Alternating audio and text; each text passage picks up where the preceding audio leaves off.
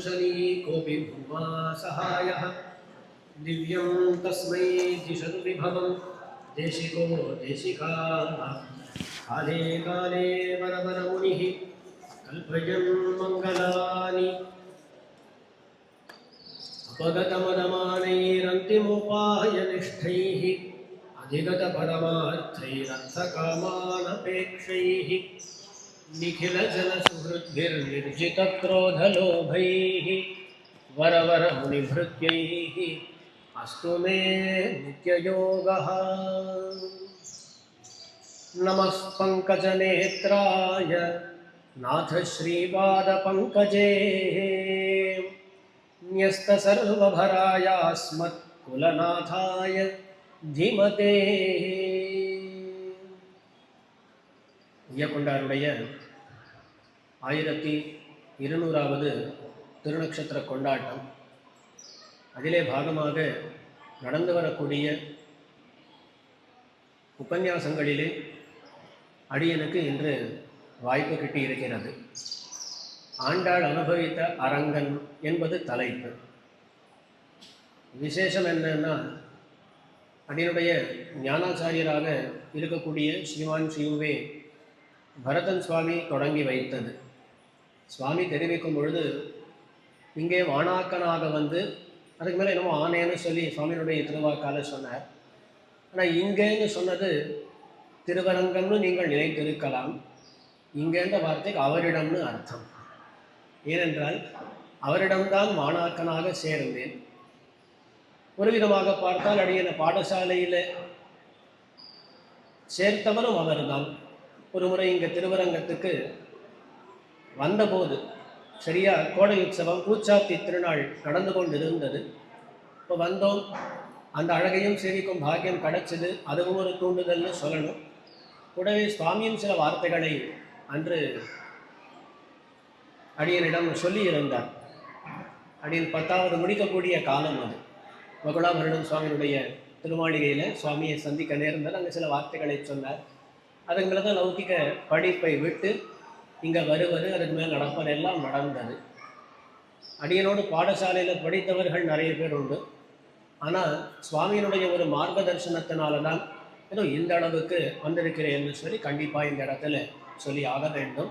அப்படிப்பட்ட சுவாமி தொடங்கி வைப்பது பரமபாகியம். ஆனால் அதே சமயத்தில் சுவாமி பக்கத்திலேயே அமர்ந்திருப்பது பயஸ்தானம். பக்கத்திலே இருந்தால் ஆச்சு 10 வருஷமாக அடியன் உபன்யாசம் பண்ணிட்டு இருக்கேன். இருந்தாலும் சுவாமி பக்கத்தில் வந்துட்டார்னு சொன்னால் ஒரு நடுக்கம் ஏற்படத்தான் செய்கிறது. அதையும் சொல்லிக்கணும். சரி, இனிமேல் விஷயத்துக்குள்ளே நுழைஞ்சுடலாம். உய்யக்கொண்டாரை பற்றி பலரும் சொல்ல கேட்டிருப்பீர்கள். அப்படின்னு அதுக்குள்ளே நுழையவே இல்லை. உய்யக்கொண்டாரு உகப்பாக ஆண்டாள் அனுபவித்த அரங்கன்றதுக்குள்ளே நுழைஞ்சுடுறே அடியன். ஆண்டாள் அனுபவித்த அரங்கன் இது தலைப்பு. எதை பற்றி பேச வேண்டும் என்றால், புத்தூர் ரகுராமன் சுவாமி அடியனிடம் தாமுகக்கும் தம் கையில் அப்படின்ற திருமொழியை பற்றி பேச வேண்டும்னு சொல்லியிருந்தால் அதை பற்றி தான் விரிவாக பார்க்க போகிறோம். ஆனால் அது மட்டும்தான் ஆண்டாளினுடைய பெரிய பெருமாளை பற்றின அனுபவமான கிடையாது. திருப்பாவை முழுவதும் அரங்கனை பற்றின அனுபவம்தான். அன்னவயல் புதுவையாண்டாள் அரங்கற்கு பன்னதிருப்பாவை பல்வதியம். திருப்பாவையில் நீங்கள் தேடி பார்த்தா கூட அரங்கன்ற வார்த்தை கிடைக்காது. ஆனாலும் நம் ஆச்சாரியர்கள் சொல்லுவது என்ன என்றால், இந்த திருப்பாவை முழுவதும் அரங்கனை சேர்ந்ததுதான் என்று. அது எப்படின்றத இந்த தாமுகக்கும் தம் கையில் என்கிற திருமொழியினுடைய கடைசியில் வரும்பொழுது சொல்கிறேன். அங்கே ஒரு பாசுரத்தை பற்றி பேசும்பொழுது அங்கே சொல்கிறேன். ஆக திருப்பாவையும் கூட ஆண்டாள் அனுபவித்த அரங்கன் அப்படின்ற தலைப்புக்குள்ளே வரக்கூடியது தான். இருந்தாலும் நாம் தாமுகக்கும் தம் கையில் என்கிற திருமொழிக்கு செல்லலாம். நாச்சியார் திருமொழி ஆண்டாள் அருளி செய்திருக்கக்கூடிய 2வது பிரபந்தம். திருப்பாவை முடிந்த பிறகு நாச்சியார் திருமொழியை அருளி செய்கிறாள். அதில் பல ஆச்சரியமான திருமொழிகள் பதிகங்கள் உண்டு. அதில் தாமுகக்கும் தம் கையில் என்பது திருவரங்கத்துக்காக இருக்கக்கூடியதான பதிகம். அதற்கு முன் பதிகம் இருக்கிறதே, கார்கோடல் பூக்காள் அப்படின்ற ஒரு பதிகம். அதில் ஆண்டாள் ஒரு விஷயத்தை உறுதியாக சொல்லுகிறார். ஆண்டாளுக்கு 2 விஷயங்கள் மேலே நம்பிக்கை இருந்ததாம். என்னதுன்னா, ஒன்று, எம்பெருமான் வார்த்தை சொல்லி இருக்கிறார், அந்த எம்பெருமானுடைய வார்த்தை மேலே நம்பிக்கை இருந்தது. கொல்லையரக்கியை மூக்கறிந்திட்ட குமரனார் சொல், இது ஒன்று. கொல்லையரக்கியை மூக்கறிந்திட்ட குமரனார், சூர்பனகையினுடைய மூக்கறுத்தவர். அவளுடைய மூக்கறுத்தவர்னு லக்ஷ்மணர், இளைய பெருமாள்னு நினைச்சிருக்கோம், கிடையாது, பெருமாள் தான். சரி, ராமாயணத்தில் பார்த்தா இளைய பெருமாள் அறுத்ததாக வருகிறது. ஆனால் பெருமாளை சொல்கிறாள் இவாள்லாம் அப்படின்னா, இளைய பெருமாள்ன்றது யாரு? ராமஸ்ய தட்சிணோ பாகு, பெருமாளுடைய வலது கை இளைய பெருமாள். நாம் எங்கேயாவது போய் என்னுடைய வலது கை அறுத்ததுன்னு சொல்லுவோமா? நான் அறுத்தேன்னு தான் சொல்லுவோம், அவர் அறுத்தான்னு சொல்லுவோமே தவிர அவருடைய வலது கை அறுத்ததுன்னு சொல்லுவோமா? அதே போலத்தான் இளைய பெருமாள் அறுத்தான்னு சொல்ல வேண்டாம், பெருமாள் அறுத்தான்னு அர்த்தம் வரும். அப்போ பெருமாள் சொன்ன வார்த்தை இருக்கே, அதை நம்பி இருக்கிறேன்னு ஆண்டாள். அவர் என்ன வார்த்தை சொல்லியிருக்கிறார்? ராமாயணத்தில் சொல்ற, மித்ரபாவேன சம்பிராப்தம் நத்யஜேயம் கதஞ்சன தோஷோ யத்யபி தஸ்ய ஸ்யாத் சதாமே ததகர்ஹிதம். எனக்கு நண்பன் என்கிற எண்ணத்தோடு ஒருத்தன் வந்தால் போதும், சரணாகத்தின்லாம் பண்ண வேண்டாம். சரணாகத்தின்னு சொன்னால் திருவடியை பிடிக்கிறது, திருவடியெல்லாம் பிடிக்க வேண்டாம். அந்த அளவுக்கு அகங்காரம் போல நாங்கள் கையை பிடிக்கலாங்க. என் நண்பர்கள்லாம் உடனே கையை பிடிக்க பாருங்களேன், மாதிரி கையை பிடித்தா கூட போதும், அவளை நான் விடுறதே இல்லை அப்படின்னு சொல்லி பெருமாள் தெரிவிக்கிறார். மற்ற விதமான வியாக்கியானமோடு வேடிக்கையாக சொன்னேன். அப்போ சரணாகத்தின்னு பண்ணலை, தோழன் என்கிற எண்ணத்தோடு வந்தாலும் அவனை நான் விடுவதில்லை அப்படின்னு பெருமாள் சொல்லியிருக்கார். நம்ம விடமாட்டார்னு நம்பிட்டு இருந்தேன்றான் ஆண்டாள். இது அவளுடைய முதல் எண்ணம். அவருடைய வார்த்தை இருக்கு, அதை நம்பி இருக்கும், அதை நம்பி இருக்கிறாள் ஆண்டாள். ஆனால் ஒரு சமயத்தில் அந்த விஷயத்து மேலே சந்தேகம் வந்துடுறது. அவளே சொல்றார், பாவியேன் தோன்னி பாம்பனையாருக்கும் தம் பாம்பு போல் நாமும் இரண்டுளவாய்த்து. நான் பிறந்த நேரத்திலேன்னு பார்த்து அவருக்கு பேச்சு மாறிடுது போல இருக்கு. எங்கள் அப்பா சொல்லும் பொழுது ஒன்னே உரைப்பான், ஒரு சொல்லே சொல்லுவான் அப்படின்றார். கண்ணு ஒரு வார்த்தை தான் பேசுவான், அதுக்கு மேலே அதிகமாக பேச மாட்டான்னு அந்த பெரியாழ்வார் சொல்கிறார். பெருமாளுக்கும் ஒக்கும் அது ராமோ துவர்ணாபிபாஷத்தை, அப்படி இருந்தவர் தான். ஆனால் என்ன ஆச்சு அப்படின்னா, நான் பிறந்த பிறகு இளவாக இருக்கு. பாவியேன் தோன்னி பாம்பனையாருக்கும் தம் பாம்பு போல் நாமும் இரண்டுளவாய்த்து. அதுக்கு மேலே என்ன ஆச்சுன்னு கேட்டால், இவருக்கும் 2 விதமான பேச்சு வந்துடுது. நேரில் வந்து அதுக்கு மேலே போனால் மாற்றி பேசுறதுன்றது இவருக்கும் ஏற்பட்டிருக்கு. அங்கே சொல்லும் பொழுது கூட நேராக எம்பெருமானுக்கு குத்தம் சொல்ல மனசு இல்லை, வார்த்தை வரலை. ஆண்டாள் என்ன சொல்கிறா, சகவாச தோஷம்னா அப்படின்றான்.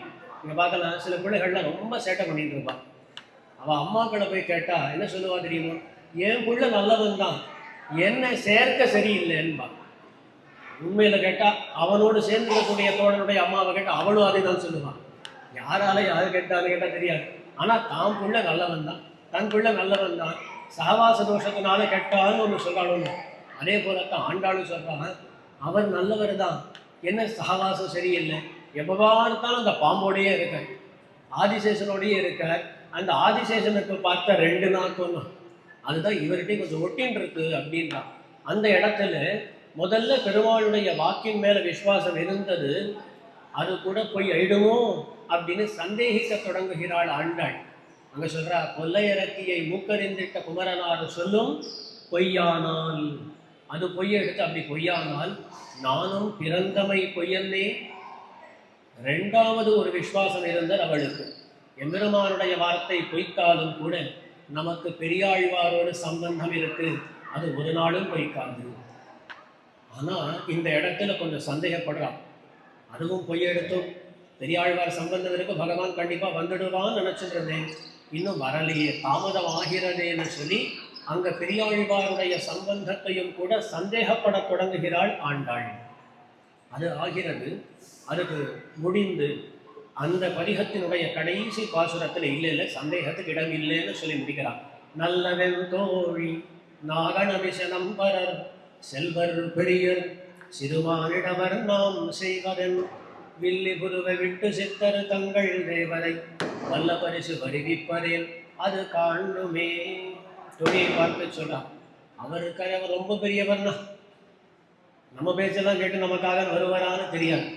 ஆனால் வில்லி குருவை விட்டு சித்தர் எங்க தகப்பனார் இருக்காரே பெரியாழ்வார், அந்த பெரியாழ்வார் நீராட வாராய், பூச்சூட வாராய், காப்பிட வாராய்னு கூப்பிட்டால் அவரால் தவிர்க்க முடியாது, கண்டிப்பா வந்து ஆகணும். அப்போ நம்ம பார்த்துட்டுருவோம், அப்போ நாம் அனுபவிச்சுக்கலாம்னு சொல்லி பெரியாழ்வாருடைய சம்பந்தம் தான் தனக்கு காரியகரமாகும் என்பதனை ஆண்டாள் அந்த திருமொழியில ரொம்ப ஸ்பஷ்டமாக சொன்னாள். அது முடிந்த உடனே சரி பெரியாழ்வாருடைய சம்பந்தம் இருக்கு, காரியம் நடந்துடும்னு பார்த்தா உடனடியாக நடக்கவில்லை, அது ஏற்படவில்லை. அப்போதான் வருகிறது தாமுகக்கும் தம் கையில் சங்கமே போலாவோ அப்படின்ற இந்த ஒரு திருமொழியானது. ரொம்ப ஆச்சரியமான திருமொழி.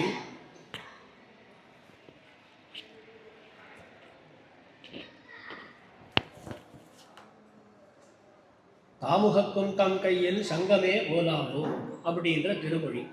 இங்கே பெரிய பெருமாள் இருக்காரு, பெரிய பெருமாள் என்னை விட்டுட்டார், என்னை தம்மிடம் சேர்த்து கொள்ளவில்லை என்பதனை பலவிதமாக சொல்லி புலம்புகிறாள். இதற்கு முன் பதிகத்தில் ஆண்டாள் எங்கே இருந்தா அப்படின்னா கண்ணன் கூட இல்லைன்றது நீங்கள் இப்பவே புரிஞ்சிருப்பீர்கள். அதனால தான் இப்படி எல்லாம் பாடிட்டு இருக்கான். கண்ணன் கூட இல்லை, அந்த சமயத்தில் ஒரு தோட்டத்துக்கு போய் நிற்கிறாள் ஆண்டாள். சில சமயங்களில் சில பேரை மறக்கணுன்றதுக்காக ஏதாவது தோட்டத்துக்கு போகிறது, கடற்கரைக்கு போகிறதெல்லாம் பண்ணுவாளும். அந்த மாதிரி தோட்டத்துக்கு போகிற, தோட்டத்துக்கு போய் பார்த்தா அங்கே இருக்கக்கூடிய ஒவ்வொரு பொருளும் கண்ணனைத்தான் நினைவுறுத்துகிறது. அந்த சமயத்தில் தான் இந்த பாசுரங்கள் எல்லாம் வந்தன. அதற்கு மேலே தாய்மார்கள் தோழிகள் எல்லாரும் ஆண்டாளை சுற்றி வந்துட்டான். ஆண்டாள் என்னாச்சு என்ன ஏதுன்னு அப்படின்ற மாதிரி விசாரிக்கிறதுக்காக வந்துட்டான். அவர்களை பார்த்து இதோ இந்த பாசுரங்களை எல்லாம் பாடுகிறாள் ஆண்டாள். தாமுகக்கும் தம் கையில் என்று ஆரம்பித்திருக்கக்கூடிய இந்த பாசுரங்கள். இதில் முக்கியமாக என்ன சொல்கிறேன்னா, திருவரங்கநாதர் அதாவது பெரிய பெருமாள் என்னுடைய கைவளையை கவர்ந்து சென்று விட்டார், கொடுக்க மாட்டேங்கிறார், அவருக்கு இது தேவையா அப்படின்ற மாதிரி கேள்விகளை எல்லாம் எழுப்புகிறார். அவர்கிட்ட வேறு எதுவுமே இல்லையா என்ன, இதை வச்சுட்டு தான் அவர் வாழ்ந்தாகணுமா அப்படின்ற மாதிரி பல கேள்விகளை எழுப்பி புலம்பரா. அதுதான் ஆண்டாள் பண்ணக்கூடியதான விஷயம். இந்த பதிகத்தை பொறுத்தவரையிலும் பல இடங்களில் பகவான் என்னுடைய நிறத்தை கவர்ந்து சென்றான், வளையை கவர்ந்து சென்றான் என்றெல்லாம் ஆழ்வார்கள் பாடுவதுண்டு. அதனுடைய கருத்து என்ன என்றால், பகவான் கூட இருந்தால் நிறம் நன்னா இருக்கும், எந்த குறையும் இருக்காது. பகவான் விட்டு பிரிந்தால் நிறமானது போய்விடும். அதற்கு மேலே வளைகள் எல்லாம் இருக்கும் இல்லையா, பகவான் கூடவே இருந்தால் வளைகள் எல்லாம் நன்னா கையில் தங்கி இருக்கும். பகவான் போன உடனே மெலிந்து போவாளணும், மெலிந்து போயிடுவார். மெலிந்து போன உடனே கையில் வளைகள் எல்லாம் தங்கவே தங்காது, கீழே விழுந்துடும். இப்போ என்னாச்சு வரப்போ, பகவான் இருக்கிற வரையிலும் நிறமெல்லாம் நன்னா இருக்கு, வளைகள் எல்லாம் கையில் தங்கி இருக்கிறது. பகவான் விட்டு பிரிந்தால் மெலிவு ஏற்படுறது, நிறமெல்லாம் போகிறது. ஆகையால் இவர்கள் சொல்கிறார்கள், எம்பெருமான் தான் நிறத்தையும் வளையையும் எடுத்துக்கொண்டு சென்றான் இல்லையா. ஒன்றும் இல்லை, சில சமயங்களில் இல்லத்துக்கு யாரோ வந்திருப்பார், சரியா அவர் கிளம்புற நேரமாக பார்த்து நம்ம இல்லத்தில் ஏதோ ஒன்று காணாமல் போயிடும். நாம தான் எங்கேயாவது வச்சுருப்போம், காணாமல் போயிடும். ஆனால் உடனே சந்தேகம் என்ன வரும், அவர் தான் எடுத்துகிட்டு போயிட்டார் அப்படின்னு சொல்லி மனசில் ஒரு சந்தேகம் வரும். அந்த மாதிரி யோசிச்சு பார்க்கலாம். இங்கு எம்பெருமான் கிளம்பின உடனே வளையை காணும், கீழே உழுதுறது, உடஞ்சிடுறது, நிறத்தை காணும்.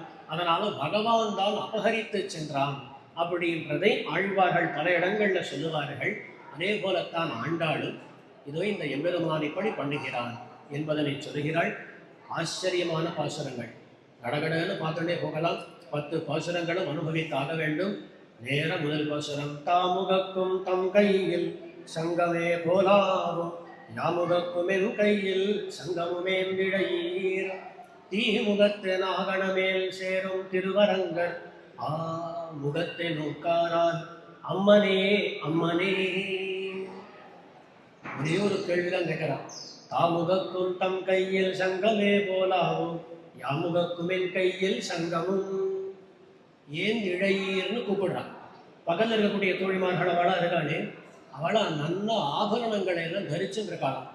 அவளை பார்த்தா, நீங்கள் மட்டும் இப்படி ஆபரணங்களை எல்லாம் தரிச்சிருக்கே, நான் ஒன்றும் இல்லாமல் கை வள கூட இல்லாமல் இருக்கேன், நீங்கள் இப்படி இருக்கலாமான்றதை சொல்லிட்டே ஏன் இழையீர். அவனை பற்றி சொல்றான். தாமுகக்கும் தம் கையில் சங்கமே. பகவான் தன்னுடைய திருக்கையில முகப்போடு சங்கை பிடித்து கொண்டிருக்கிறான். அதை பற்றி ஒரு பதிகமே பாடியிருக்கா ஆண்டாள் இல்லையா? அந்த பாஞ்சஜன்யமானது எம்பெருமானை விடுறதே இல்லை. முன்பது சொல்லில் உலகளந்தான் வாயமுதம் கண்படை கொள்ளல் கடல் வண்ணன் கைத்தலத்தே வெண்படையாரும் மேல் பெரும் பூசல் சாத்துகின்றான் பண்பல செய்கின்றாய் பாஞ்சசன்னியமே. உண்பது சொல்லில் என்னடா வாழ்க்கை அது, ஆஹா என்ன வாழ்க்கைன்னு கொண்டாடுறான். உண்பது சொல்லில் உலகளந்தான் வாயமுதம். பசித்தா அப்படி எம்பெருமானுடைய திருப்பவளத்துக்கு போய் அங்கேருந்து அமுதத்தை பருக வேண்டியது. அதுக்கு மேலே நேரம் இப்படி எம்பெருமானுடைய மென்மையாக இருக்கக்கூடிய திருக்கைத்தலத்திலே படுத்து கொள்ள வேண்டியது. என்ன வாழ்க்கை, நினச்ச போது சாப்பாடு, நல்ல படுக்கை. வேடிக்கையாக சொல்லுவான். சில பேர் என்ன பண்ணுவான்னா, படுக்கை அறைக்குள்ள பெரிய டிவி வச்சுட்டு வந்துருக்கேன், படுத்துட்டே பார்க்குறது அவளுக்கு ஒரு சந்தோஷம். அந்த மாதிரி பாஞ்சஜன்யாழ்வான் படுக்கையில் படுத்துட்டே எதை அனுபவிச்சுட்டே இருக்கான்னா எம்பெருமானுடைய திருமுகம். அந்த திருமுகத்தை காட்டிலும் பெரிய ஒரு டிவி இருக்க முடியுமா, அழகு இருக்க முடியுமா? அதில் இருந்து இந்த திருமுகத்தை அப்படியே அனுபவிச்சுட்டு அப்படியே தூக்கிடுவாராம். அப்படி உண்பது சொல்லி உலகளந்தான் வாயமுதம் கண்படை கொள்ளல் கடல் வண்ணன் கைத்தலத்தே பெண்படையாரும் மேல் பெரும் பூசல் சாத்தறிந்தான். எல்லாம் இந்த பெண்கள்லாம் இருக்காளே, அவ்வளோ பெரிய சண்டைக்கு தயாராக இருக்கான்.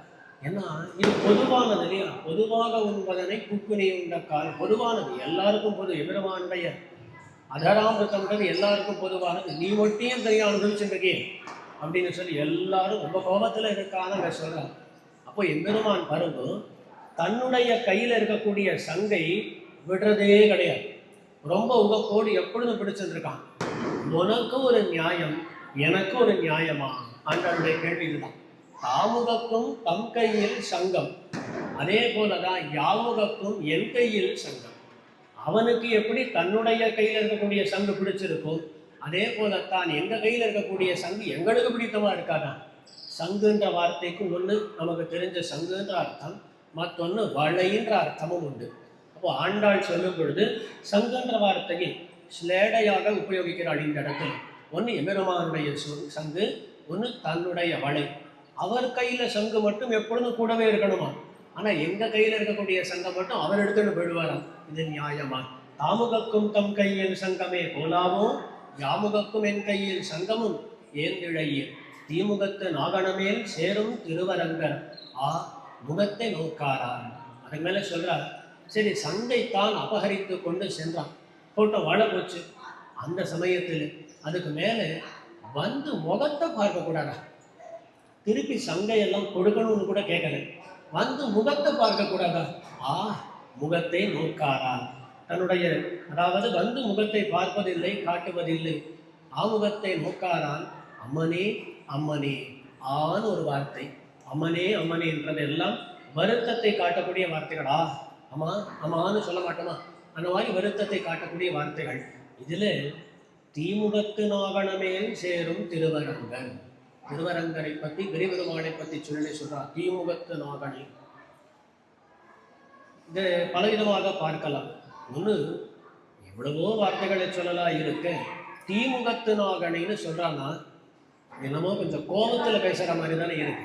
தீமுகத்து நாகனை எப்பொழுதுமே பகவான் கூட இருந்தால் பகவானையும் கொண்டாடுவார். பகவானோடு கூட இருக்கக்கூடிய ஆதிசேஷன், அதுக்கு மேலே பெரிய திருவடி நாயனார், இவாளையும் நல்லா கொண்டாடுவார்.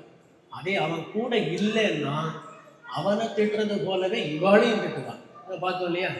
பாம்பனையார்க்கும் தம் பாம்பு போல் லாபம் இரண்டோட வயத்துன்னு சொல்லி அவருக்கும் சேர்த்து திட்டு. அந்த மாதிரி பகவான் விட்டு பிரிந்தால் எல்லாரையும் சேர்த்து. அஞ்சிரைக்குள் அப்படின்பா கூட வந்தான், கூட இருந்தான். இங்கேருந்து கிளம்பினா வெஞ்சிரைக்குள் அப்படின்னு மாற்றிடுவான்.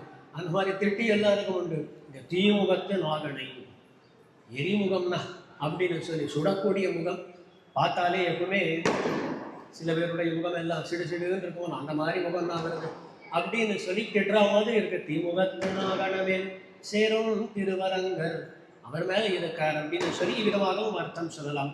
அல்லது அவர் இருக்காரே தீமுகத்து நாகனை, அந்த ஆதிசேஷன் திருவனந்தாழ்வான், அவருக்கு பகவான் நித்தியானுபவம் கொடுக்கிறான்.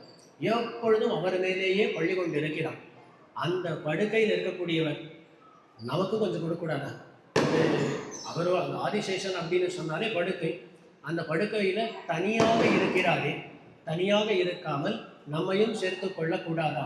அதற்கு ஆதிசேஷன் புருஷகாரமாக, திருவனந்தாழ்வான் புருஷகாரமாக ஆகக்கூடாதா அப்படின்னு ஒரு கருத்தும் இதுல வலிக்கும்.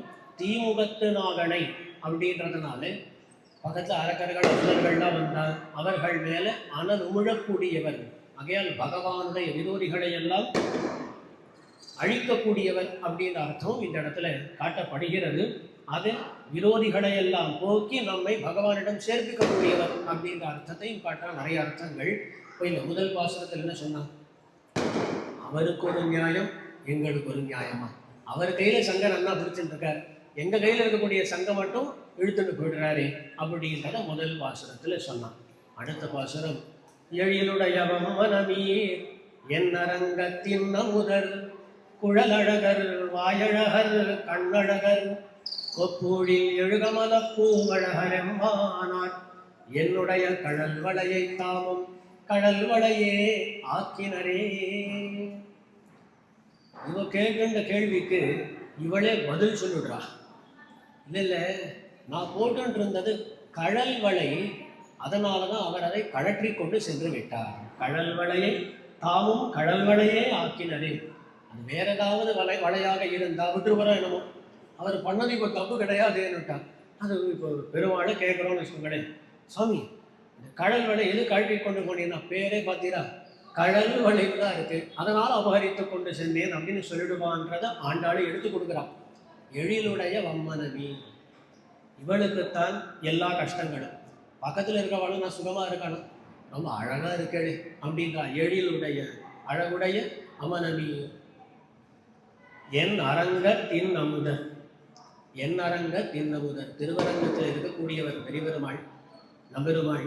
வா எப்படிப்பட்டவர்கள்னா குழலழகர் வாயழகர் கண்ணழகர் பூழில் எழுகமல பூவழகர் எம்மானார். அந்த எம்பெருமானுடைய இனிமையை எனமா அனுபவிக்கிற ஆண்டாள். பெரியபெருமாளை பற்றி இந்த மாதிரி வர்ணித்தவர்கள் யாரையும் விருப்பார்களா தெரியல. திருப்பாலாழ்வார் நல்ல அனுபவம் தான், ஆனால் இந்த மாதிரி குழலழகர் வாயழகர் கண்ணழகர்னு அனுபவித்தவா இருப்பாளான்னு கேட்டால் இல்லைன்னு தான் சொல்லணும். அந்த மாதிரி இவருடைய திருக்குழல் பார்த்தா அது அழகு, திருவாயை பார்த்தா கேட்கவே வேண்டாம். அதுவும் நம்பெருமாளுக்குன்னு சொல்லி ரொம்ப ஒரு நெருக்கத்தோடு ஒரு காதலோடு பொக்கவாய் என்னவா இருக்குன்னு சொல்லி கொண்டாடக்கூடியவர்கள்னா நம்பெருமாளை அனுபவிக்கக்கூடியவர்கள். ஆகையால் இந்த வாயும் அழகு. அப்போ குழலழகர் வாயழகர் கண்ணழகர், பெரும்பெருமாளுடைய கண்ணும் சரி நம்பெருமாளுடைய திருக்கண்களும் சரி மிகவும் கொண்டாடப்படுகின்றன. கண்ணழகர் கொப்பூழில் எழுகமல பூவழகர், அவருடைய திருநாபியிலே, திருநாபி அந்த திருநாபியே கமலம் போல இருக்கும், அதுல வேற ஒரு கமலம் வேற உண்டு என்றெல்லாம் பார்க்கிறோம். பராசர பட்டர் போல்வார் எம்பெருமானுடைய ஒவ்வொரு அவயவத்தையும் எனமா கொண்டாடி கொண்டாடி பாசனங்களை ஸ்லோகங்களை எல்லாம் பாடியிருக்கிறார்கள். அதையெல்லாம் இந்த இடத்தில் அனுசந்திச்சுக்க வேண்டியது. ஒரு பாசுரத்தை எடுத்து என்ன அழகுன்றதை வர்ணிச்சுட்டே போனால் அது 1 மணி நேரம் பேசலாம். அதனால் அதில் ரொம்ப நுழைய வேண்டியில் குழலழகர் வாயழகர் கண்ணழகர் கொப்பூழில் எழுகமல பூவழகர் எம்மானார் என்னுடைய சுவாமி கடல் வளையை தாமும் கடல் வளையே ஆக்கினரே. அது கடல் வளைன்னு பேர் கொண்டு இருக்கிறது. கடல்னு சொல்றோம், வளவளை கடல் வளைன்னு. அது நிஜமாகவே கடல் வளையாக கடலும்படியான வளை அப்படியே ஆக்கிட்டாரே என்பதனை இந்த 2வது பாசுரத்தில் சொல்றார். இதுக்கு மேல 3வது பாசுரம், பொங்கோதம் சூழ்ந்த புவனியும் வெண்ணுலகும் அங்காதும் சோராமே ஆழ்கின்ற எம்பெருமான் செங்கோலுடைய திருவரங்கச் செல்வனார் என் கோல் வளையால் இடர் தீர்வராகாதே. ஆண்டாளுக்கு இந்த கேள்வி என்னன்னா, இவரிடத்துல தான் உபய விபூதியும் இருக்கு, எல்லாம் இவரிடத்துல தான் இருக்கு. இந்த ஒரு சின்ன வள மேல அவருக்கு என்ன இவ்வளோ ஆசை? ஒண்ணுமே இல்லாதவர் இந்த வள மேல ஆசை கொண்டார். தங்க வளையா இருந்ததுன்னு வச்சுக்கோங்களேன், ஆசை கொண்டார். இன்னைக்கு இருக்கிற விலைக்கு ஆசைப்பட்டார்னா சரி, நியாயம்னு ஒத்துக்கலாம். இவர்கிட்ட தான் எல்லாமே இருக்கு.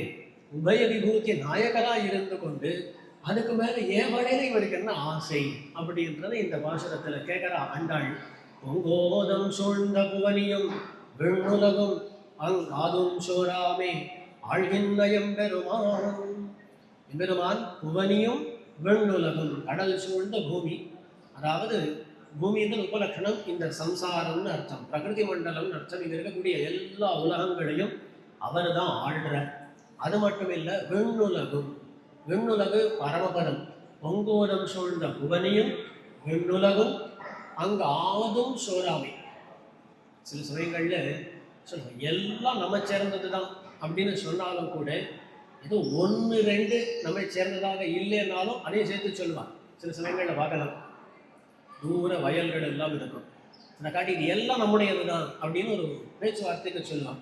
அதுக்கு உள்ள நுழைஞ்சு பார்த்தோம்னா நடுவில் சின்ன சின்ன பகுதிகள் இருக்கும், இது அவாளை சேர்ந்தது அவாளை சேர்ந்தது எல்லாம் உமதுன்னு சொன்னீங்கன்னா மொத்தமாக பார்த்து ஒரு அளவுல சொன்னேனே தவிர அதுக்குன்னு கிடையாதா, சின்ன சின்னது அவளுக்கு சொந்தமாக இருக்கும்னு சொல்லுவாளுங்க.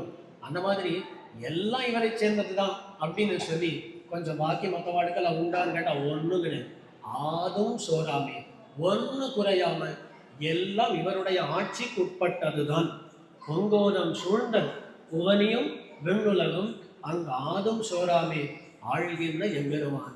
ஆளக்கூடிய எம்பெருமான் பரமபதநாதன்னு சொல்லுகிறார் அப்படின்னா கிடையாது, செங்கோலுடைய திருவரங்க செல்வனான். எம்பெருமான் எழுந்தருள்றாரே, செங்கோலை வைத்துக்கொண்டு எழுந்தருள்றாரே. இந்த செங்கோல் எதை காட்டுறதுன்னா இவர் வெறும் திருவரங்கநாதர் கிடையாது, உபய விபூதி நாயகர் என்பதனை காட்டுறது. ஆண்டாள் ஸ்பஷ்டமாக சொல்லிட்டார், புவனியும் விண்ணுலகும் அங்காதும் சோராமை ஆழ்கின்ற எம்பெருமான் செங்கோலுடைய திருவரங்க செல்வனான். செங்கோலுடையவர். அந்த செங்கோல் எதை காட்டுறது? அதாவது அரசனுக்கான சில சின்னங்கள் எல்லாம் உண்டு, ஒரு குடை, சாமரம், இது எல்லாமே அரசனுடைய சின்னங்கள் அப்படின்னு சொல்லுவாங்க. அதில் செங்கோல் என்பதும் கூட ஒரு சின்னம். அது என்ன காட்டும்னா இவர் ஆளக்கூடியவர் ராஜா என்பதனை காட்டும்.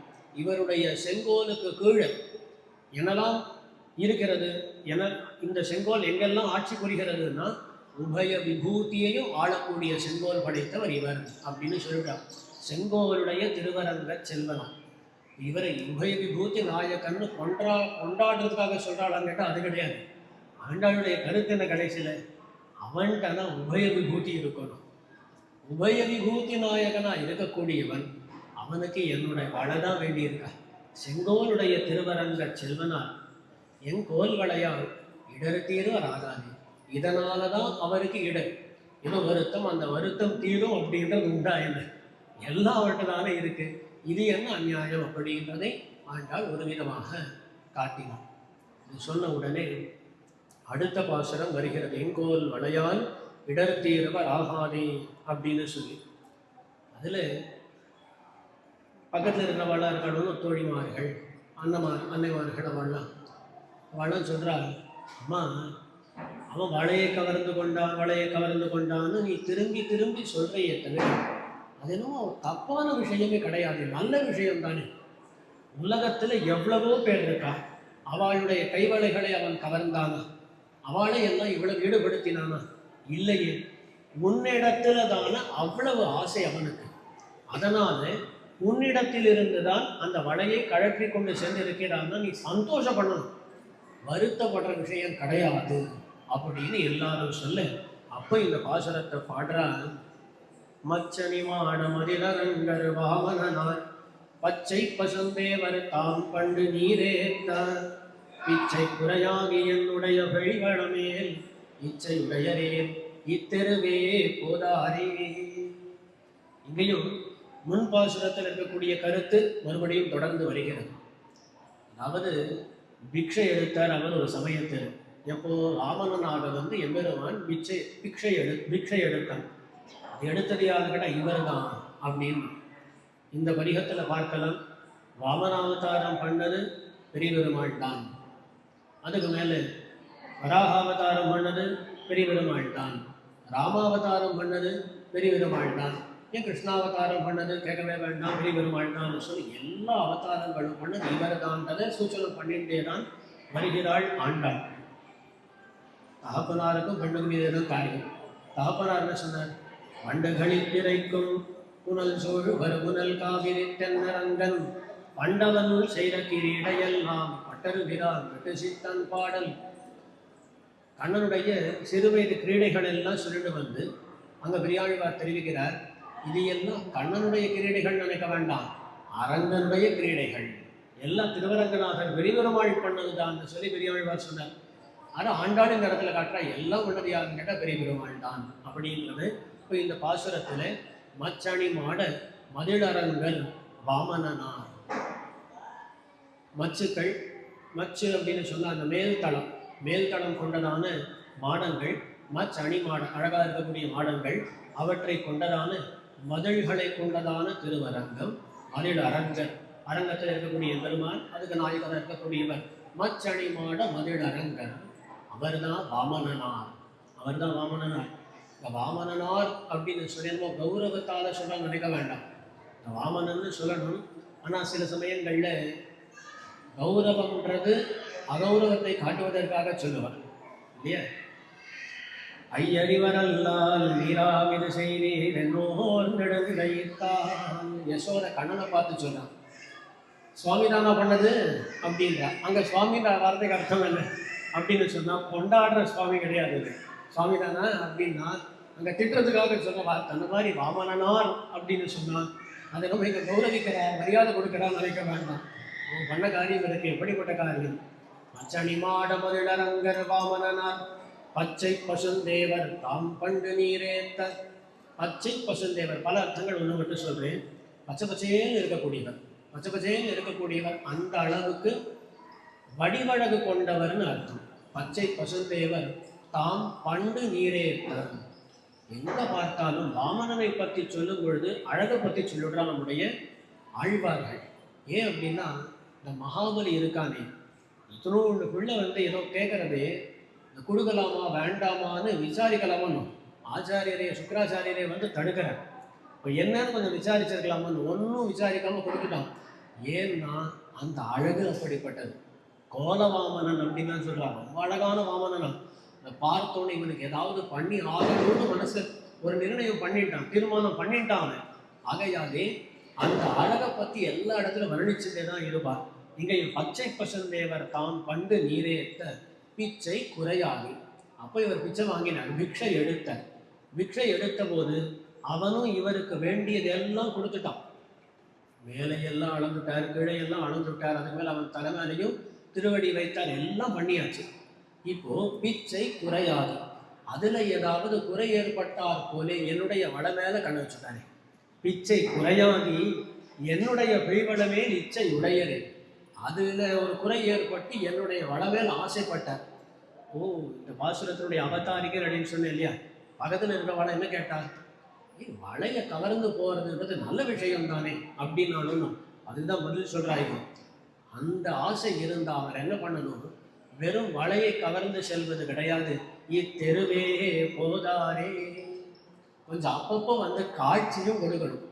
நான் என்ன கூடவே இருக்கணும்னு சொல்றேன், நான் ஒன்றும் வேண்டாம், அப்படியே தெருவுலேருந்து போயிட்டே இருந்தா ஒரு சந்தர்ப்பத்தில் ஒரு க்ஷணத்தில் அவரை சேவிச்சுட்டு வேணும், அது போதுமே அப்படின்னு சொல்லி அந்த விஷயத்தை இங்கே தெரிவிக்கிறாள். அப்போ இச்சையுடையரே இத்தெருவே போதாரே, இந்த தெருவில் போகக்கூடாதா, போக மாட்டேங்கிறாரே அப்படிங்கிறதை காட்டார். பல இடங்கள் ஆழ்வார்கள் அதான் பிரார்த்திக்கிறார்கள். ஒன்று, அருளாழி புற்கடலீர் அவர் மீறி ஒரு நாள் என்று நம்மாழ்வாருடைய பிரார்த்தனை. வண்டு அனுப்பிட்டே சொல்றார், வந்துட்ட சொல்றார், நீ போய் சொல்லு, ஒன்றும் பெருசாலாம் வேண்டாம், அவருடைய வீதியில் அப்படியே கருட வாகனாருடரா இதே மாதிரி எழுந்துள்ள வேண்டியது போதுமா, அதுக்கு மேலாம் ஒன்று பெருசாக கேட்கலன்னு வண்டை பார்த்து சொல்லி சொல்றார் நம்மாழ்வார். ஆகையால் அந்த இடத்துலையும் பிரார்த்திக்கிறது என்ன அப்படின்னா, வீதியோடு அப்படி போனால் போதுமே அப்படின்னு பல இடங்கள் ஆழ்வார்கள் பாசுரங்களை பார்க்கலாம். இன்னும் காஞ்சிபுரத்தில் வைகாசி மாதத்தில் வரப்போகிறது, அன்னைக்கு பிரார்த்தித்தாரோன்னு. ஆகையால் இந்த நம்மாழ்வாருடைய திருநக்ஷத்திரத்தை ஒட்டி கருட வாகனம் வரும் காஞ்சிபுரத்தில். எப்பொழுதுமே சில பேருக்கு ஆசை இருக்குன்னு வச்சுக்கோங்களேன், பிறந்த நாள் அன்னைக்கு அந்த ஆசைகளை தீக்கிறதுன்ற ஒரு வழக்கம் உண்டு இல்லையா? அதை எங்கே பார்க்கலாம் கேட்டால் அங்கேயே பார்க்கலாம். தேவ பெருமாள் என்ன பண்ணுறாருன்னா, நம்மாழ்வாருடைய திருநக்ஷத்திரம், அவர் என்ன ஆசைப்பட்டார் அப்படின்னு கேட்டால், அருளாழி புற்கடவீர் அவர் வீதி ஒரு நாள், அந்த வீதி வழியா கருட வாகனத்தில் போகணும்னு அவருடைய ஆசை இல்லையா? அந்த ஆசையை அங்கே தீர்த்து வைக்கிறார். பெரும்பாலும் வரும், சில சமயங்கள் ஒரு நாள் முன்னாடி வரும், பெரும்பாலும் வரும். சரியா அவருடைய திருநக்ஷத்திரத்தை ஒட்டி கருட வாகனாருடராய் நம்மாழ்வார் சன்னதி பக்கத்திலேருந்து எழுந்தருளுகிறான் தேவ பெருமாள் அப்படின்னு பார்க்குறோம். அப்போ இவருடைய பிரார்த்தனை எல்லாம் என்ன? ஆசை இருந்தால் அப்பப்போ கொஞ்சம் வீதியில் வந்து தேவரையுடைய காட்சியும் கொடுக்க வேண்டும்ன்றது.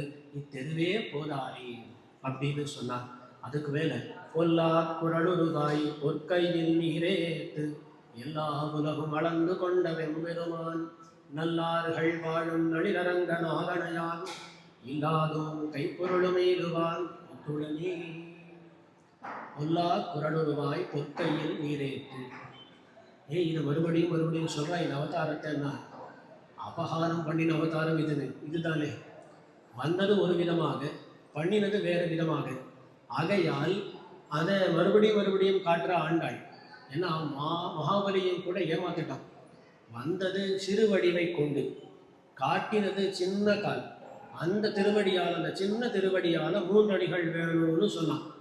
கடைசியில் பெருசா வளர்ந்துட்டு அதனால் அளந்தான். அங்கேயே மகாபலியை ஏமாத்தினானோன்னு அதே போலத்தான் ஆண்டாளிடத்திலும் சேரும் பொழுது நல்லா பேசினான். என்னமா சொன்னான்? ஒன்னெல்லாம் பிரியவே மாட்டேன்னா, பிரிஞ்சா தரிக்கவே முடியாது அப்படின்னு நல்லா பேசிட்டு அதுக்கு மேலே விட்டுட்டு போயிட்டான். அப்போ அங்கே வாமனன் பண்ணது தானே, பேசும்பொழுது விதமாக பேசிட்டு செயல்பாடு வேறு விதமாக இருந்தது.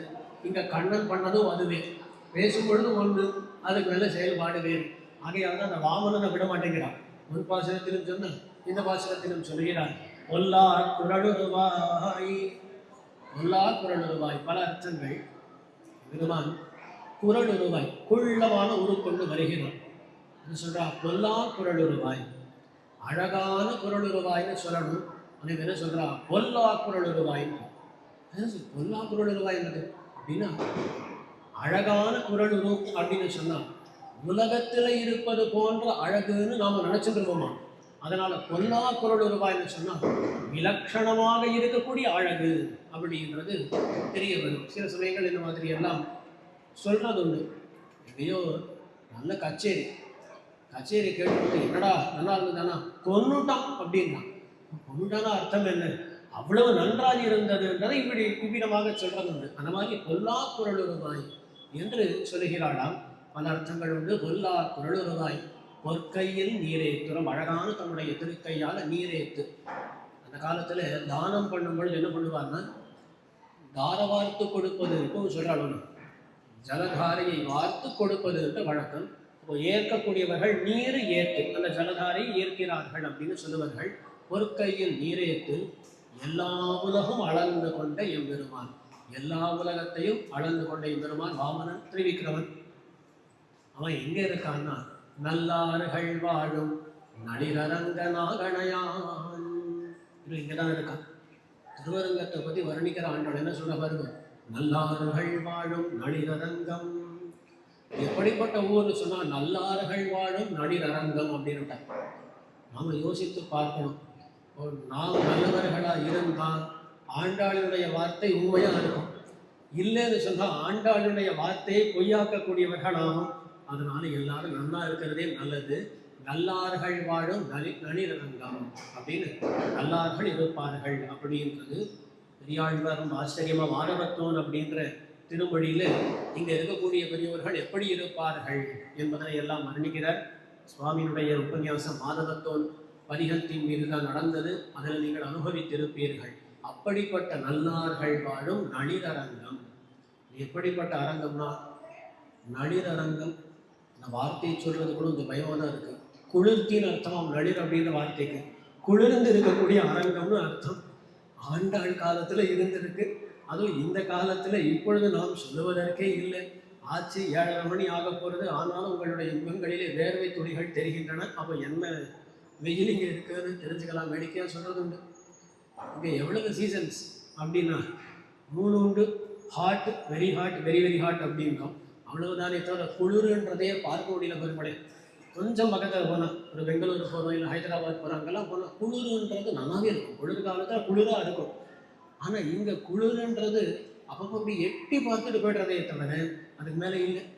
நாம் கேட்டால் நம்ம சொல்லுவோம், சுவாமி அந்த வாக்கியத்தில் எதுவுமே உண்மையாக இருக்கிற மாதிரி தெரியும். நல்லார்கள் வாழவும் இல்லை, நளிரரங்கமும் இல்லை. அப்படி ஆகக்கூடாது. நல்லார்கள் வாழக்கூடிய இடமாக நளிரங்கமாகவே இருக்கட்டும். நல்லார்கள் வாழும் நளிர் அரங்க நாகணையான். இதுல நளிர் அப்படின்ற அந்த வார்த்தையை அரங்கத்துக்கு சேர்க்கலாம், அரங்கத்தில் இருக்கக்கூடிய பெருமாளுக்கு சேர்க்கலாம். அவருடைய திருமுகம் இருக்கிறதே குளிர்ந்த திருமுகம், குளிர்ந்த திருமுகம். பட்டருக்கு ஒரு சமயத்தில் அவருடைய திருமுதியிலே ராஜபலவை அப்படின்னு சொல்லுவா, அந்த மாதிரி ஒரு நோய் ஏற்பட்டது. அப்போ பெருமாள் அருளப்பாடுக்கு அவரை கூப்பிட்டு கேட்குறார், நான் அஞ்சனீரா பயப்படுறீரா அப்படின்னு கேட்குறேன். பட்டன் சொல்றா, எனக்கு என்ன பயம், தேவரீர் அடியனுக்கு கொடுக்க வேண்டியது எல்லாத்தையும் கொடுத்திருக்கிறது, எல்லாம் கொடுத்திருக்கிறது. அடியனுடைய சிறுமுறைப்படி பரமபதமே செல்லும்படியாக தேவரீர் அருள் புரிந்திருக்கிறீர். பட்டர் எழுதி கொடுத்தா பரமபதத்தை பெருமான் கொடுத்துருவாங்க. அப்படி அடியனுக்கு எல்லாம் பண்ணி கொடுத்திருக்கிறது, தேவரீர் பண்ணி கொடுத்திருக்கிறது. ஆகையால் பயப்படுறதுக்கு எதுவுமே இல்லை. ஆனால் கடைசியில் ஒரு வார்த்தையை சேர்த்துக்கிறார், இங்க தேவரீருடைய குளிர்ந்த திருமுகம், அந்த கஸ்தூரி திருமண் காப்பு இது முதலானவைகளை விட்டு போக வேண்டி வருமோன்ற ஒரு அச்சம் மட்டும் இருக்கு மனசுல அப்படின்னு தெரிவிக்கிறார். அவ்விதமாக அனைவரும் ஆசைப்பட்டது, ஆச்சாரியர்கள் அனைவரும் ஆசைப்பட்டது என்னன்னா, இந்த கஸ்தூரி திருமண் காப்போடு அந்த குளிர்ந்த திருமுகத்தை எப்பொழுதும் சேவித்துக் கொண்டே இருக்கணும். நம்பெருமாளுடைய திருமுகமும் சரி, பெருபெருமாளுடைய திருமுகமும் சரி, அதையே சேவித்துக் கொண்டிருக்க வேண்டும் அப்படின்னு ஒரு ஆசை அவர்களுக்கு உண்டு. ஆகையால் இந்த குளிர்ச்சின்றது அங்கேயும் சேர்த்துக்கலாம். நளிர் அரங்க நாகணையான் அப்படின்னு சொல்லி, நளிரங்க நாகணையான் இல்லாதோன் கைப்பொருளும் இதுவான் ஒத்துடனே. இப்போ எப்படி இருக்காரு தெரியுமா? என்கிட்ட இருக்கிறது எல்லாம் அவர் பறிச்சுட்டாச்சு. உங்கள்கிட்ட என்ன இருக்கு, இப்போ நம்மகிட்ட என்ன இருக்குன்னு கேட்டா இல்லாதோம் அப்படின்றான். ஒன்றும் இல்லை அப்படின்னு அர்த்தம். அதாவது இல்லாதோம் என்றால் பலவிதமாக அர்த்தம் சொல்லலாம். இல்லாதோம் என்பதற்கு பாக்கியம் இல்லாதோம், பாக்கியம் இல்லாதவள் நான் அப்படின்னு அர்த்தம் சொல்லலாம். அல்லது அந்த பகவானுக்கு வேண்டியதையெல்லாம் மகாபலி கொடுத்தான். ஏன் இந்த பாசுரத்தில் மகாபலியை பற்றின பிரஸ்தாபம் தானே. மகாபலியிடமிருந்து பகவான் வேண்டியதையெல்லாம் வாங்கிட்டான். ஆனால் மகாபலி கொடுத்த அளவுக்கு கொடுக்கறதுக்கு ஏற்ற ஒன்றும் இல்லை. அதனால இல்லாதோம் அப்படின்னு அர்த்தம் சொல்லலாம். அதுக்கு மேலே அவரை தவிர வேற யாரும் இல்லாதோம்.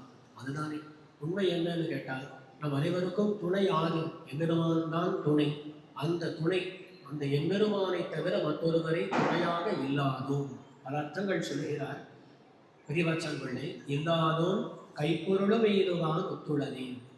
ஒன்றும் இல்லாத என்னிடத்துல கைப்பொருளையும் எய்துவான் ஒத்துள்ளனே. கைவளையெல்லாம் ஏற்கனவே கவர்ந்தாச்சு, என்னன்னா இருக்கு என்னிடத்துல அப்படின்னு கேட்டால் இந்த உடம்பு மட்டும் பாக்கி இருக்கு. இந்த உடம்பு மட்டும் பாக்கி இருக்கு, அதையும் எடுத்துக்கொள்ள வேண்டும் என்பது போல பகவான் இருக்கிறான். அப்போ அந்த அளவுக்கு தம்முடைய நிலை க்ஷீணித்திருக்கிறது என்பதனை ஆண்டாள் காட்டுகிறாள். கைப்பொருளுமை இதுவான் ஒத்துழமே அப்படின்னு சொல்லக்கூடிய விஷயங்கள் சிலது பெரியவாச்சான்களுடைய வியாக்கியானத்திலிருந்து சொல்றேன், சிலது காஞ்சி சுவாமியினுடைய திவ்யார்த்த தீபிகை என்று சொல்றேன், சிலது தாந்தோனி தாமாவும் சொல்றேன். எல்லாத்தையும் சேர்த்து நீங்கள் அனுபவிச்சுக்க வேண்டியது. இல்லாதவன் கைப்பொருளும் மெய்துவான் ஒத்துழமே. கைப்பொருள்ன்றதுக்கு சரீரம் உடம்புன்னு சொல்லி காஞ்சி சுவாமி வியாக்கியானம் பண்றார். அந்த என்னுடைய உடம்பையும் அபகரிக்கணும்னு இவர் இருக்காத போல இருக்கே என்று சொல்கிறாள் ஆண்டாள் இந்த பாசுரத்தில். அதுக்கு மேல கைப்பொருள்கள் முன்னமே கை கொண்டார், காவிரி நீர் செய்புரளவோடும் திருவரங்க செல்வனார், எப்பொருட்கும் நின்னார்க்கும் எய்தாது நான் மறையின் சொற்பொருளாய் நின்னார், என் மெய்ப்பொருளும் கொண்டாரே. கைப்பொருள்கள் முன்னமே கை கொண்டார். என் கையில் இருக்கக்கூடிய பொருள் எல்லாம் இவர் முன்னாடி பறிச்சுட்டார். கைவளை முதலானவர்கள் எல்லாம் முன்னாடியே பறிச்சுண்டாச்சு. எப்படிப்பட்டவர்னா செய்குரளவோடும் திருவரங்க செல்வனான். இந்த திருவரங்கம் அதாவது காவிரி நீர் செய்குரளவோடும் திருவரங்க செல்வனான். காவேரியில் இருக்கக்கூடிய நீரானது செய்குரளவோடும் வயல்கள் அளவும் தானே சென்று ஓடுகிறதாம். அப்படிப்பட்ட திருவரங்கம். இதனுடைய தாற்பயம் என்னன்னா, பொதுவாக யாரும் கஷ்டப்படுறா அப்படின்னு சொன்னால் அவள் இடத்துக்கு போய் அவளுக்கு வேண்டியதை எல்லாம் பண்ணுவார்கள், நல்லவர்கள் சேத்தனர்களாக இருக்கக்கூடியவர்கள் பண்ணுவார்கள். ஆனால் இந்த ஊர் எப்படிப்பட்டதுன்னா, அச்சேதனமாக இருக்கக்கூடிய நதியானது பயிர்கள் எல்லாம் எங்கேயா வாடின்னு இருந்தால் ஐயோ வாடுறதே நினைச்சது அது வரையிலும் போய் அவற்றையெல்லாம் காப்பாற்றி விடுவான். காவிரி நீர் செய் உரளவோடு, சீன வயல், அந்த வயலளவும் புரண்டு கொண்டு செல்கிறது. செய் புரளவோடும் திருவரங்கம். அச்சேதனங்கள் கூட மற்றவாளுக்கு எந்த ஹானியும் ஏற்படக்கூடாது, எந்த கஷ்டமும் ஏற்படக்கூடாதுன்னு இருக்கும்படியான ஊர். உள்ளந்துழாமே பொருநீர் திருவரங்கா அருளாயி அப்படின்னு சொல்லி பாசுரம் திருவிருத்தத்தில் வருகிறது. ஒரு புல்லானது ஏதோ ஒரு பொருளை நண்டோ ஏதோ ஒரு உறவான ஃபஸ்ட்டு வருவது, அதை கவர்ந்து கொண்டு செல்லலாம்னு பார்க்கும் பொழுது சரியாக காவேரி வந்து காப்பாற்றிடுறாங்க. அப்போ எங்கேயும் ஹிம்சை நடக்காதபடி காப்பாற்றக்கூடிய காவேரின்னு சொல்லி திருவிருத்தத்தில் ஒரு பாசனம் வரும். அந்த மாதிரி இந்த ஊரோடு சம்பந்தப்பட்டிருக்கக்கூடிய பொருள்கள் எல்லாமே அவ்வளவு கருணை கொண்டதாக இருக்கும். எல்லாம் அப்படித்தான் இருக்கு, இவர் மட்டும்தான் அப்படி இல்லை இல்லையா? காவேரி நீர் செய்புரளவோடும் திருவரங்க செல்வனார் எப்பொருட்கும் நின்று ஆர்க்கும் எய்தாது நான்மறையின் சொற்பொருளாய் நின்றான். இங்க பெரிய பெருமாள் தான் அந்தரியாமியாகவும் இருக்கிறார்கள் சூச்சனமாக காட்டுறா ஆண்டாள். எப்பொருட்கும் நின்று, எப்பொருளிலும் நின்றுன்னு தாற்பயம். எல்லா பொருளுக்குள்ளேயும் எம்பெருமான் இருக்கான். எம்பெருமான் இல்லாத பொருள் உண்டா? எல்லா பொருளுக்குள்ளும் இருக்கிறான். எப்பொருட்கும் நின்று, ஆனால் எல்லா இடத்துலையும் இருக்கிறான்றதுனால யாராலையாவது பார்க்க முடியுமா, அடைய முடியுமான்னு கேட்டால் அது இல்லையோ. எப்பொருட்கும் நின்று ஆர்க்கும் எய்தாது, யாராலையும் அவனை கிட்ட முடியாது. பகவான் எங்கே இருக்கான்னு கேட்டால் இந்த மைக்குள்ளே இருக்கான்னு கேட்டால் இருக்கான், அவ்வளோ கிட்டத்தில் இருக்கான். நமக்குள்ளேயே இருக்கிறான். எல்லா இடத்திலும் இருந்தாலும் அவனை காண முடியுமா, கிட்ட முடியுமான்னு கேட்டால் கிட்ட முடியாதவனாகவே இருக்கணும்னு. ஆனால் எப்பொருட்கும் நின்று ஆர்க்கும் எய்தாது நான்மறையில் சொற்பொருளாய் நின்றான். வேதவேதாந்த வேத்தியனாக இருக்கக்கூடிய எம்பெருமான். அப்படிப்பட்ட எம்பெருமானானால் நான்மறையில் சொற்பொருளாய் நின்னார். என் மெய்ப்பொருளும் கொண்டாரே, என்னுடைய மெய்ப்பொருளும் கொண்டாரே. என்னுடைய உடம்பையும் கொள்ளை கொண்டுட்டார், என்னுடைய உடம்பையும் கொள்ளை கொண்டு விட்டார். கொள்ள போறார் அர்த்தம், கொண்டுட்டார் அப்படின்னு சொல்லி ஆண்டாள் சொல்றார். மெய்ப்பொருள் என்பதற்கு ரெண்டு அர்த்தங்கள். ஒன்று மெய் என்றால் சரீரம், உடம்புன்னு அர்த்தம் உண்டு. மெய்ப்பொருள் அப்படின்னா உண்மையான பொருள், எப்பொழுதும் சத்தா இருக்கக்கூடிய பொருள் என்று ஜீவாத்ம வஸ்து என்றும் அர்த்தம் சொல்லலாம். அப்போ இந்த சரீரத்தை அவர் கொள்ள கொண்டார் என்றும் சொல்லலாம், அல்லது ஜீவாத்ம வஸ்துவை கொள்ள கொண்டார் என்றும் சொல்லலாம். அந்த அளவுக்கு நிலை மோசமாக இருக்கிறது என்பதனை ஆண்டாள் காட்டினார். அதுக்கு மேலே ஒரு கேள்வி வருகிறது. இவ்வளோ புலம்புற பகவான் உன்ன மாதிரி ஒரு பெண்ணுக்குன்னு சொல்லி இறங்கினா வருவானா, பெண்ணுக்காகன்னு சொல்லி இவ்வளவும் பண்ணுவானா அப்படின்ட்டு ஒரு கேள்வி வருகிறார். அப்போ சொல்றா ஆண்டாள், ஏன் வரமாட்டேன்? உண்ணாதுறங்காது ஒலிகடலை உணர்த்து பெண்ணாக்கையா கொண்டு தாமுத்த பேதெல்லாம் திண்ணாறு மதில் சூழ் திருவரங்க செல்வனார் எண்ணாதே தம்முடைய நன்மைகளே எண்ணுவரே. ஏன் ராமாவதாரத்தில் பண்ணலையா அப்படின்ற ஆண்டாள். ராமாவதாரத்தில் ஒரு பெண்ணுக்காக இவர் என்னன்னு பண்ணலை, எல்லாம் பண்ணாருன்னு பெரிய பட்டியல் அடிக்கிறாள். உண்ணாது உறங்காது ஒலிகடலையும் உணர்த்து பெண்ணாக்கையா கொண்டு தாமுத்த பேர் எல்லாம் அப்படின்றான். என்னெல்லாம் பண்ண? விராட்டியை ராவணன் அபகரித்து சென்றான். அபகரித்து சென்ற உடனே பெருமாளுடைய நிலையை பார்க்கணும். உண்ணாது, சாப்பாடு இல்லை, சாப்பிட மாட்டேங்கிறார். அதே போல நமாம்சம் ராகவோ பூத்தே நச்சாப்பி மது சேவதே அப்படின்னு சொல்லி திருவடி சொல்றார். பெருமாள் மாம்சத்தை உண்பதில்லை, மதுவை எல்லாம் பருகுவதே இல்லை, தேன் முதலான பொருள்களை எல்லாம் பருகுவதே இல்லை. அந்த அளவுக்கு சாப்பாட்டின் மேல ருச்சியே இல்லாமல் போயிடுத்து. உண்ணாது, சாப்பிடல. உறங்காது, தூங்கவே மாட்டேங்கிறார், உறக்கமே இல்லை. அனித்ர சததம் ராமஹா சுப்தோபி ஜனரோத்தமஹா சீதேதி மதுராம் வாணீம் யாஹரம் பிரதிபுத்தியதே. அனித்ர சததம் ராமஹா, உறக்கமே அவனுக்கு இல்லவே இல்லை. சததம்னா எப்பொழுதும், அனித்ரஹா உறக்கமற்றவராகவே இருக்கிறார். சில சமயங்களில் பெருமாளுக்கு என்ன ஆகும்னா, விராட்டியை பற்றி சிந்திச்சுட்டே அந்த சிந்தனைக்குள்ள ஆழ்ந்து விடுவார். வெளியிலேருந்து பார்த்தா உறங்குவது போல் இருக்குமா, உண்மையில் பார்த்தால் அவர் உறங்கவே மாட்டார். ஆனால் சில சமயங்கள் அந்த ஆழ்ந்த சிந்தனையில் இருக்கும்போது உறங்குவான் போலே இருப்பாராம். அப்படி ஒருவேளை உறங்குவான் போல ஆனாலும் சுப்தோபிச்ச நரோத்தமஹா, சட்டுன்னு எழுந்துட்டு வரான். சீதேதி மதுராம் வாணி, சீதா அப்படின்னு சொல்லிட்டு எழுந்துடுறார். தூக்கமே கிடையாது. சில சமயங்கள் அப்படி ஒரு நிலைக்கு போனாலும் கூட உடனே சீதா அப்படின்னு சொல்லிட்டு எழுதுன்றார் அப்படின்னு பெருமாளுடைய நிலையெல்லாம் வர்ணிக்கிறார் திருவடி.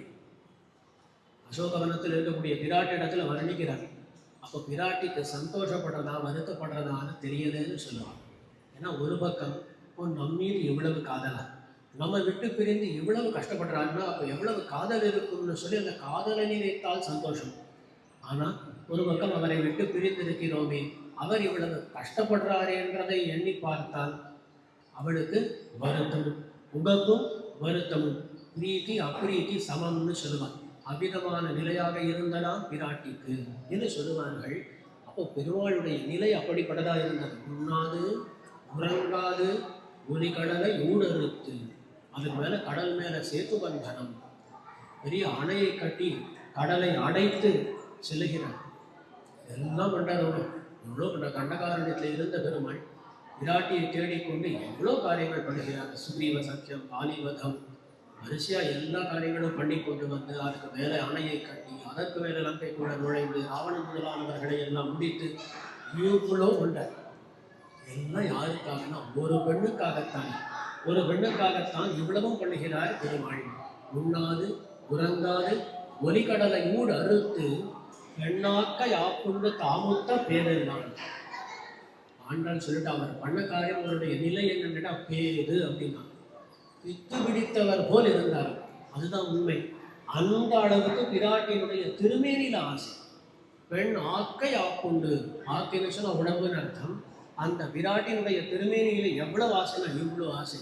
பெண்ணாக்கை ஆப்புண்டு தாமுத்த பேதெல்லாம். பட்டர் ஸ்ரீகுணர்த்த கோஷத்துல தெரிவிக்கிறார். அதிசயித்தவானப்திம் நாதோ மமந்த பபந்ததம் ஹரதனுரசௌ வல்லீபஞ்சம் பபஞ்ச ச மைதிலி அபி தசமுகீம் லூத்வா ரக்ஷः கபந்தமனர்த்தயத் கிமிவ ந பதிः கர்த்தா த்வச்சாட்டுசுஞ்சு மனோரதः. அந்த பிராட்டியை மகிழ்விக்க வேண்டும் என்பதற்காக இவர் என்னதான் பண்ணலை, எல்லாம் பண்றார். அதிசயித்தவானப்திம், அதாவது பார்க்கடலிலே எம்பெருமான் பள்ளி கொள்கிறான். அதுவும் அர்த்தமாக சொல்லலாம். சமுத்திரராஜனை குறித்து சரணாகதி பண்ணினான். இதெல்லாம் பெரிய விஷயம். சர்வேஸ்வரனா இருக்கக்கூடியவன் ஒருத்தரை குறித்து, சாதாரண சமுத்திரராஜன், அவனை குறித்து சரணாகதி பண்ணுவதற்கும் தயாரான யாருக்காக எப்படியாவது பிராட்டி அடைஞ்சா போதும்னு சொல்லி அந்த அதிசயித்தவானப்திம் நாதோ மமந்த பபந்ததம். வேறொரு சந்தர்ப்பத்தில் பிராட்டியை அடைவதற்காகத்தான் கடலையே கடைந்தான். அப்போ கடல் கிடந்தான் பிராட்டிக்காக, கடலை கடைந்தான் பிராட்டிக்காக, கடலை அடைத்தான் பபந்த பிராட்டிக்காக. அப்போ அதிசயித்தவானப்திம் நாதா மமந்த பபந்ததம் ஹரதனுரசௌ வல்லீபஞ்சம் பபஞ்சம். மற்றனுடைய பிரயோகமே பிரயோகம் தெரிவிக்கிறார். ஹரதனுரசம், ஹரதனு சிவதனுசை எம்பெருமான் முறித்தான். வில் முறித்தான். வில்லிருத்து வெள்ளியல் தோள் தொய்ந்தாய். அந்த வில்லை முறித்தான். அது எப்படி முறித்தான்? ஒரு கொடியை முறிப்பது போல் முறிச்சுட்டான். வல்லீபஞ்சம் பபஞ்சங்க. ஒரு கொடி இருக்கு, ஒரு கொடியை இப்படி பிச்சா அது ரெண்டு துண்டம் ஆகாத, அப்படி துண்டிப்பது போல இந்த வில்லை முறித்தானாம். வல்லீபஞ்சம் பபஞ்ச மைதிலி அபி தசமுகீம் லூத்வா ரக்ஷः கபந்தம் அனர்த்தயத். அது மேல ராவணன்றவன் இருக்கானே, அவனுக்கு 10 தலைகள். அந்த 10 தலைகளையும் அறுத்து அவனுடைய தலையில்லாத பிணமானது நர்த்தனமாடும்படியாக பண்ணினார்கள். அணங்கரில் அரக்கன் செருக்கள கவிய மணிமொழி ஒருவதும் புரள அணங்கெழுந்தவந்தன் கவந்தம் நின்று ஆட அப்படின்னு திருமங்கையாழ்வாருடைய பாசனம். அவனுடைய தலைகளை எல்லாம் அறுத்து அவனுடைய கபந்தமானது, தலை அறுப்புன்ற அந்த பகுதி, பாக்கி பகுதி இருக்குமே, அது நாட்டியமாடும்படியாக பண்ணினானாம் எம்பெருமான். அந்த மாதிரி அறுத்தான்னு சொல்லி திருமங்கையாழ்வாருடைய அனுபவம் அதை அப்படியே சம்ஸ்கிருதப்படுத்துகிறார். ரக்ஷ கபந்தம் அனர்த்தயத்து. அந்த ராட்சசன் ராவணனுடைய கபந்தம், தலையில்லாத பகுதி, அந்த உடம்பை அதை எம்பெருமான் அனர்த்தயத்து அப்படின்னு சொல்லி நாட்டியமாடச் செய்தான். இது எல்லாம் கொண்ட யாருக்காகனா பிராட்டிக்காக. த்வச்சாட்டுசுஞ்சு மனோரதா அப்படின்னு சொல்லி இதை பட்டர் தெரிவிக்கிறார் ஸ்ரீகுணரத்ன கோஷத்தில். இங்கே ஆண்டாள் தெரிவிக்கிறார். பெருமாள் ஒரு பிராட்டிக்காக பண்ணின காரியங்கள். உண்ணாது உறங்காது ஒலிகடலை ஊடறுத்து பெண்ணாக்க யாப்புண்டு தாமுத்த பேரெல்லாம் தென்னாறு மகிழ்ச்சூழ் திருவரங்கச் செல்வனார் எண்ணாதே தம்முடைய நன்மைகளே எண்ணுவரே. இப்போ இது எல்லாம் பண்ணார் பெருமாளா இருந்து கொண்டு, சக்கரவர்த்தி திருமகனாரா இருந்து கொண்டு. ஆனால் இப்போ எல்லாத்தையும் மறந்துட்டார் பிறகு. இதை ஒன்றையும் அவர் எண்ணவே இல்லை. இதை ஒன்றையும் எண்ணாமல் அவர் தம்முடைய நன்மைகளே எண்ணுவரே. தம்முடைய பெருமைகளே நினைச்சுனா இப்படிப்பட்டவர் அப்படிப்பட்டவர் தம்முடைய பெருமைகளே நினைச்சுட்டு ஒரு காரியம் பண்ணாம இப்படி இருக்கிறாரே. ஆனால் இவர் பண்ணக்கூடியவர் தான் காட்டுட்டார். இவர் பண்ணக்கூடியவர் தான் என்னமோ பண்ணலை என்பதை இந்த பாசுரத்தில் சொன்னாள். இது ராமாவதாரத்தை பற்றின பாசுரம்.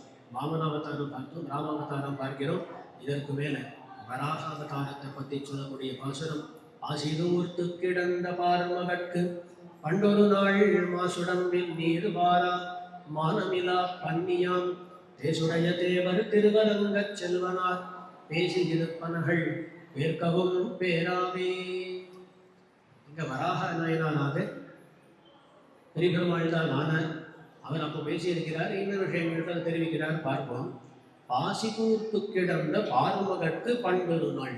பண்டொரு நாள் முன்னொரு காலத்துல பாசிதூர்த்து கிடந்த பாசி படர்ந்து கிடந்தாள் யாரு? பார்மகள் பூமி பிராட்டி. அந்த சமயத்துல பாசிதூர்த்து கிடந்த பார்மகற்கு பண்டொரு நாள் மாசுடம்பில் நீர் வாரா மானமிலா பன்னியா. மாசுடம்பு ஒரு அழுக்கேறி இருக்கான். என்ன உடம்பு கொண்டு இருக்கிறான்னு சொன்னா பன்னி ஆகிற உடம்பு. வராகாவதாரம் இல்லையா? மாசுடம்பில் நீர் வாரா. நீரானது எல்லா பக்கங்களிலும் அப்படியே அதாவது ஒரு மாதிரி நீரானது விழுகிறது. அப்படி மாசுடம்பில் நீர் வாரா. சில சமயங்களை பார்க்கலாம், சேத்துல அலைஞ்சிட்டு இருக்கும் இந்த பன்னியானது. அது வெளியில வரும்பொழுது என்ன ஆகும் அப்படின்னு சொன்னா எல்லா பக்கங்களிலிருந்து நீரானது சொல்லிட்டே இருக்கும். அந்த மாதிரி பெருமாளும் இருக்க. மாசுடம்பில் நீர் வாரா மானமிலா பன்னியாம். ஆனா மானமிலா பன்னினா அர்த்தம் என்னன்னா அபிமானமிலா பன்னி என்று வியாக்கியானம் பண்ணுகிறார்கள். என்ன அபிமானம் இல்லைன்னா நான் எவ்வளோ பெரியவன், சர்வேஸ்வரனாச்சே, அப்படிப்பட்ட நான் இவ்வளவு கீழே இறங்கணுமா அப்படின்னு சொல்லி எம்பெருமான் யோசிக்கலையும். அந்த அபிமானம் இல்லாத பன்னி அப்படின்னு வியாக்கியானம் பண்ணுகிறார்கள். மானமில்லா பன்னி. ஒரு ராட்சசன் மாரீச்சன், அவன் மானுரு கொண்டு வருகிறான். மானுருவாக வந்த உடனே பக்கத்தில் இருக்கக்கூடிய மான்கள் எல்லாம் கிட்டையே வரலையா. அதுகளுக்கு வாசனை தெரியறது, இது நம்ம இனம் கிடையாது அப்படின்னு தெரிஞ்சு விலகி ஓடுகிறாங்க. இளையபெருமாள் பார்த்து கவனித்து சொல்கிறார். ஆனால் வராகமாக எம்பெருமான் வந்தானுன்னு வாசனையிலேருந்து ஆரம்பிச்சு எல்லாம் அந்த பன்றிகளோட வாசனை தானே. சில சமயங்களில் எம்பெருமான் வரும் பொழுது இந்த பரத்வ வாசனை மண்ணிலே இருக்கும், பரத்வ வாசனை வீசும். அந்த மாதிரி பரத்வ வாசனை வீசாதபடி எம்பெருமான் வந்தானா உலகத்தில் இருக்கக்கூடிய எல்லா பன்றிகளும் இது நம்ம இனம்தான் சொல்லி போய் ஈசிக்கிறதா. அந்த அளவுக்கு மானமிலா பன்றியாக, அபிமானமிலா பன்றியாக வந்தான். நாமே யோசித்து பார்க்கணும். அடிக்கடி அப்படின்னு சொல்றது உண்டு. நாமே பகவானை சொல்லும் பொழுது பன்றியாய் அவதரித்தான் அப்படின்னு சொல்றதுக்கு என்னமோ வாய் சற்று கூசல தோணும். என்னமோ சில சமயங்களில் சில வார்த்தைகள் எல்லாம் வேற பாஷையில சொன்னா அது அவ்வளவா தெரியாது. வராகம் அப்படின்னு சொன்னா தப்பா தோணு. நான் பன்னியா பிறந்தா அப்படின்னு சொன்னா நமக்கே வாய் கூசுறது, சொல்றவா நமக்கு வாய் கூசுறது. ஆனா பகவான் அதை பத்தி யோசிக்கவே இல்லையே. நாம போய் பன்னியா போகணுமா? நீ உபன்யாசம் பண்ணும் பொழுது தோணித்து இந்த பிள்ளைகளுக்கெல்லாம் நாடகங்கள் பள்ளிக்கூடங்களில் நாடகம் போடணும் அப்படின்னு சொல்லுவோம். இந்த நாடகம் போடும் பொழுது வேஷங்கள் எல்லாம் இருக்கும். ஒவ்வொருத்தர் ஒவ்வொரு வேஷம் போடணும் அப்படின்னு சொல்லி சில சமயங்களில் சில பிள்ளைகளுக்கு என்ன வேஷம்னா கடைசியில் ஒன்றும் இருக்காது, ஒரு மரமாக நில்லுன்னு. அந்த மாதிரி 4 இலைகளை மாட்டிட்டு மரமாக நிற்கணும். அந்த குழந்தை அழுதுண்டே வரும். நாடகத்தில் சரி எனக்கு ஒரு பாத்திரம் இருக்குன்னு நினச்சின்னு போனால் மரமாக நிற்க சொல்கிறா. வேற ஏதாவது கொடுக்கக்கூடாதா, கண்ணனாக இருக்கக்கூடாதா, வேற ஏதாவது இருக்கக்கூடாதான்னு இந்த குழந்தைகள் என்ன மரமாக ஆக சொன்னாலும் நடிக்கும் பொழுது ஒரு மரமாக நிற்க சொன்னாலே ஐயோன்னு சொல்லி தோன்றதும். ஆனால் எம்பெருமான் நிஜமாக ஒரு பன்றியாகவே வந்தால், ஆனால் பன்றியாக வருகிறோமே சொல்லி யோசிக்கல. அந்த பிராட்டியை காப்பாற்ற வேண்டும். காப்பாற்றுவதற்கு வேண்டியது என்ன அப்படின்னா அவள் பிரளயாரணவ மத்மையாக இருக்கிறாள். அப்படிப்பட்டவள் எடுக்க வேண்டும்னா நிலத்துக்கும் ஜலத்துக்கும் ரெண்டிடத்திலும் சஞ்சரிக்கக்கூடியதான ஒரு வேஷம் வேண்டும், ஒரு ஜன்மம் வேண்டும் என்று பார்த்து பன்றியாக எம்பெருமான் தோன்றினான். அவ்வளவுதானே தவிர அதுக்கு மேலே நாம் பன்றியாக இருக்கிறோமே, பன்றியா போனால் எப்படி 4 பேர் என்ன சொல்லுவாள், அதை பற்றி யோசிக்கவே இல்லை எம்பெருமான். அதுதான் வானவிலா பன்றி. ஆசிதூர்த்து கிடந்த பார்மகற்கு பண்டொரு நாள் மாசுடம்பில் நீர்வாரா வானவிலா பன்னியாம். இதற்கு முன் பாசுரத்திலும் கூட ஒரு பிராட்டிக்காக அவன் பண்ண காரியம்னு பார்த்தோம். ஒரு சீதைக்காக பிராட்டிக்காக பண்ண காரியம். இங்க ஒரு பெண், யார் பாருமகள்னு சொல்லப்படக்கூடிய பூமி பிராட்டி, அவளுக்காக என்னவா பண்ணியிருக்கான். மாசுடம்பில் நீர்வாரா வானமில்லா பன்னியாம் தேசுடைய தேவன். இந்த காரியத்தை பண்ணிட்டு ஒரே தேசுடைய தேவரா இருக்காராம், ஒரே பிரகாசம், ஒரே ஒளி விட்டு கொண்டு இருக்கிறாராம். பன்னியா வந்து காரியத்தை பண்ணிட்டேன்னு சொல்லி தேஜஸ்ஸா தேசுடைய தேவர் திருவரங்க செல்வனா. இது பண்ணது யாருன்னு கேட்டால் வேற யாரும் கிடையாது, இதே பெரிய பெருமாள் தான். தேசுடைய தேவர் திருவரங்க செல்வனார் பேசி இருப்பனகள் பேர்க்கவும் பேராமே. இவர் முன்னாடி சொல்லியிருக்கக்கூடிய விஷயங்கள் எல்லாம் இருக்கு, இந்த விஷயங்கள் எல்லாம் பேர்க்கவும் பேராமே. இவர் ஆண்டாள் இடத்துல முன்னாடி சொன்ன விஷயங்கள் என்ன அப்படின்னு கேட்டால் பிரியேன் பிரியல் ஹரியேன், இந்த மாதிரி எல்லாம் இவருமான் சொல்லியிருக்கிறான். அந்த வார்த்தைகள் எல்லாம் உண்மைதான், என்னமோ கொஞ்சம் தாமதமாகிறதே தவிர கண்டிப்பாக அது திருடமாக இருக்கக்கூடியதுதான் பேர்க்கவும் பேராமே அப்படின்னு சொன்னார். இந்த இடத்துல வராகமாக சொன்னதுனால ஆச்சாரியர்கள் இந்த வராகநயனாராக எம்பெருமான் சொன்னதை, அதாவது வராக சர்ம ஸ்லோகத்தை பேசியிருப்பனர்கள் என்பதற்கு அர்த்தமாகவும் சொல்லுவார்கள். ஸ்திதே மனசி சுஸ்வஸ்தி ஷரீரே சதியோ நரஹ தாது சாமியே ஸ்திதே ஸ்மர்த்தா விஸ்வரூபஞ்ச மாவஜம் ததஸ்தம் பிரியமானந்து காஷ்டபாஷாண சந்நிபம் அகம் ஸ்வராமி மத்பக்தம் நயாமி பரமாமி கதி. அவர் சொல்லியிருக்கக்கூடிய அந்த வார்த்தைகள் இருக்கு, அந்த வார்த்தைகள் பேர்க்கவும் பேராது, யாராலும் பேர்க்க முடியாது. ரொம்ப திருடமாக இருக்கக்கூடிய வார்த்தைகள். என்ன சொல்லியிருக்கிறார்கள், நம்முடைய உடம்பானது சில சமயங்கள்லாம் ஆரோக்கியத்தோட நல்லா இருக்கு, அது ஆரோக்கியமாக இருக்கிறது கூட கிடைச்சணும். இந்த மனசு இருக்கு பாருங்களே, அது ஒரு நிலைப்பட்டு இருக்கிறதுன்றது ரொம்பவே துர்லபம். இது ரெண்டும் நடக்கும் பொழுது ஸ்திதே மனசி, மனசானது ஒரு நிலைப்பட்டு இருக்கு. சுஸ்வஸ்தே ஷரீரே, சரீரமானது ஆரோக்கியமாக இருக்க, ஸ்வஸ்தமாக இருக்க. ஸ்திதே மனசி சுஸ்வஸ்தே ஷரீரே சதி யோ நரஹ தாத்து சாமியே ஸ்திதே ஸ்மர்த்தா. அதற்கு மேலே தாத்துக்கள்னு சொல்லுவோம். நம்ம உடம்புல மூவகைப்பட்ட தாத்துக்கள் அப்படின்னு சொல்லுவோம். வாதம் கபம் பித்தம்லாம் சொல்லுவோம். இதெல்லாம் அந்தந்த நிலையில இருக்க வேண்டிய நிலையில இருந்தால் உடம்பு நன்றாக இருக்கும். அந்த நிலைகள் மாறி பித்தம் அதிகமாச்சு, வாதம் அதிகமாச்சுன்னு சொன்னால் கஷ்டங்கள் ஏற்படும். அப்படி சமாதமான அவஸ்தையில இருக்கும் பொழுது தாத்து சாமியே ஸ்திதே, மனசு ஒரு நிலைப்பட்டு சரீரமானது ஸ்பஷ்டமாக ஆரோக்கியமாக இருந்து தாத்துக்கள் எல்லாம் சமாதமாக இருக்கும் பொழுது தாத்து சாமியே ஸ்திதே ஸ்மர்த்தா, எவன் ஒருவன் எம்பெருமானை ஸ்மரிக்கிறான். தாத்து சாமியே ஸ்திதே ஸ்மர்த்தா, எம்பெருமானை எவன் நினைக்கிறான். வராகன சொல்ற, என்னை யார் நினைக்கிறானோ. தாத்து சாமியே ஸ்திதே ஸ்மர்த்தா விஸ்வரூபஞ்ச மாமஜம். உலகத்தை எல்லாம் உருவாக்கொண்டு இருக்கக்கூடிய என்னை யார் ஸ்மரிக்கிறான். பாருங்க என்ன சொல்ற, எல்லாம் நன்னா இருக்கும் போது என்னை ஸ்மரித்தால், அதுக்கு மேல கடைசியில் ததஸ்தம் பிரியமானந்து காஷ்ட பாஷாண சந்நிதம். அவன் மறிக்கக்கூடிய சந்தர்ப்பத்தில், அவன் உயிர் போக போகிறது, அந்த சந்தர்ப்பத்தில் கல்லு போல கட்டை போல கிடக்கிறான். காஷ்ட பாஷாண சந்நிதம். காஷ்டம்னா மரம்னு அர்த்தம், பாஷாணம்னா கல்லுன்னு அர்த்தம். கல்லு போல மரம் போல கிடக்கக்கூடிய அந்த சந்தர்ப்பத்தில் அகம் ஸ்மராமி மத்பக்தம், அவன் என்ன நினைக்க வேண்டாம், அவனை முன்னாடி என்ன ஸ்மரிச்சாலும். அதனால கடைசியில் நான் அவனை நினைக்கிறேன், நான் அவனை ஸ்மரிக்கிறேன். நயாமி பரமாங்கத்தின் சொல்ற. இப்படி பிரபன்னர்கள் எம்பெருமானிடத்துல எல்லா பாரத்தையும் சமர்ப்பித்து இருக்கக்கூடியவர்கள், அவர்களை பற்றித்தான் வராகநாயனார் பேசுகிறார். அவர் சொன்னார், அப்படிப்பட்ட பிரபன்னர்கள் என்ன மறந்தாலும் பரவாயில்ல, நான் அவளை நினைவில் கொள்வேன். நயாமி பரமாங்கத்தின் சொல்றார். அர்ச்சிராதி மார்க்கத்தில் அர்ச்சிராதி புருஷர்கள்னு சொல்லுவான். அவளை யாருன்னு கேட்டால் ஆதிவாகிகர்கள்னு சொல்லுவான். அவள் தான் இவனை கைப்பிடித்து கொண்டு அழைத்து செல்வார்கள். அர்ச்சிராதி மார்க்கத்துக்கு போகும்பொழுது, அர்ச்சிராதி அப்படிங்கிற வார்த்தைக்கு அர்த்தம் என்ன கேட்டால் அந்த ஆதிவாகிகர்கள் தான். அதாவது கூட வரக்கூடியவர்கள், மார்க்கத்தை காட்டிக்கொண்டு கூடவே வந்து மரியாதைகள் எல்லாம் பண்ணக்கூடியவர்கள் ஆதிவாகிகர்கள்னு சொல்லப்படுவான். அவள் தான் இவன் ஒரு மார்க்கத்தில் கூட்டிக் கொண்டு செல்வார்கள் முக்திக்கு போகும் பொழுது. எம்பெருமா சொல்றான், அவளா வேண்டாம், நானே வரேன்றான். நயாமி பரமாந்தத்தை, நான் வந்து அழைத்து செல்கிறேன் என்று வராகநாயனார் சொல்றாருன்னு சொல்லி நம்முடைய ஆச்சாரியருடைய வியாக்கியானம் இந்த வார்த்தை இருக்கு.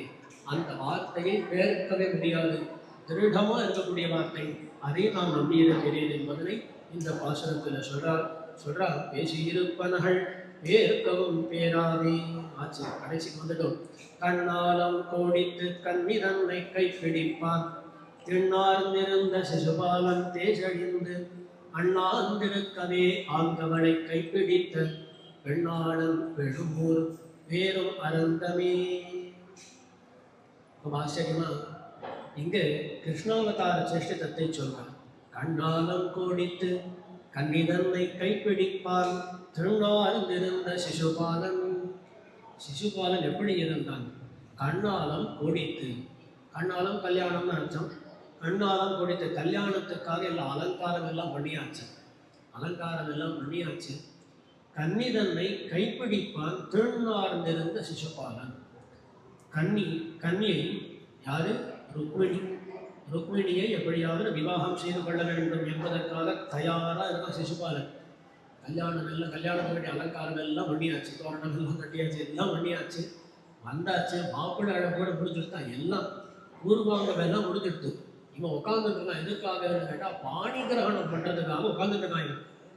நன்னா உறுதியாக உட்காந்துட்டு இருந்தான். எப்படியாவது பிடிச்சிட்டு ருக்மிணியை கல்யாணம் பண்ணி தான் போகணும். திருநார்ந்திருந்த சிசுபாலன் கைப்பிடிப்பான், கைப்பிடிப்பதற்காக, பாணி கிரகணம் செய்து கொள்வதற்காக இவன் உட்காந்துட்டு இருந்தான். திருநார்ந்திருந்த சிசுபாலன். அதுக்குள்ள ஆச்சு, அந்த பக்கத்திலேருந்து எல்லா காரையும் முடிஞ்சிடுது.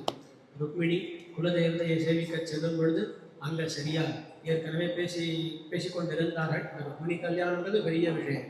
அதில் பெருமான் வந்தான், பாஞ்சஜன்யத்தை ஊதினான், ருக்மிணியை கவர்ந்து கொண்டு சென்று விட்டான். இந்த சிசுபாலன் உட்கார்ந்துட்டே இருக்கான். வருவான். கல்யாணங்கள் எல்லாம் சில சமயங்களில் தாமதமாகும்.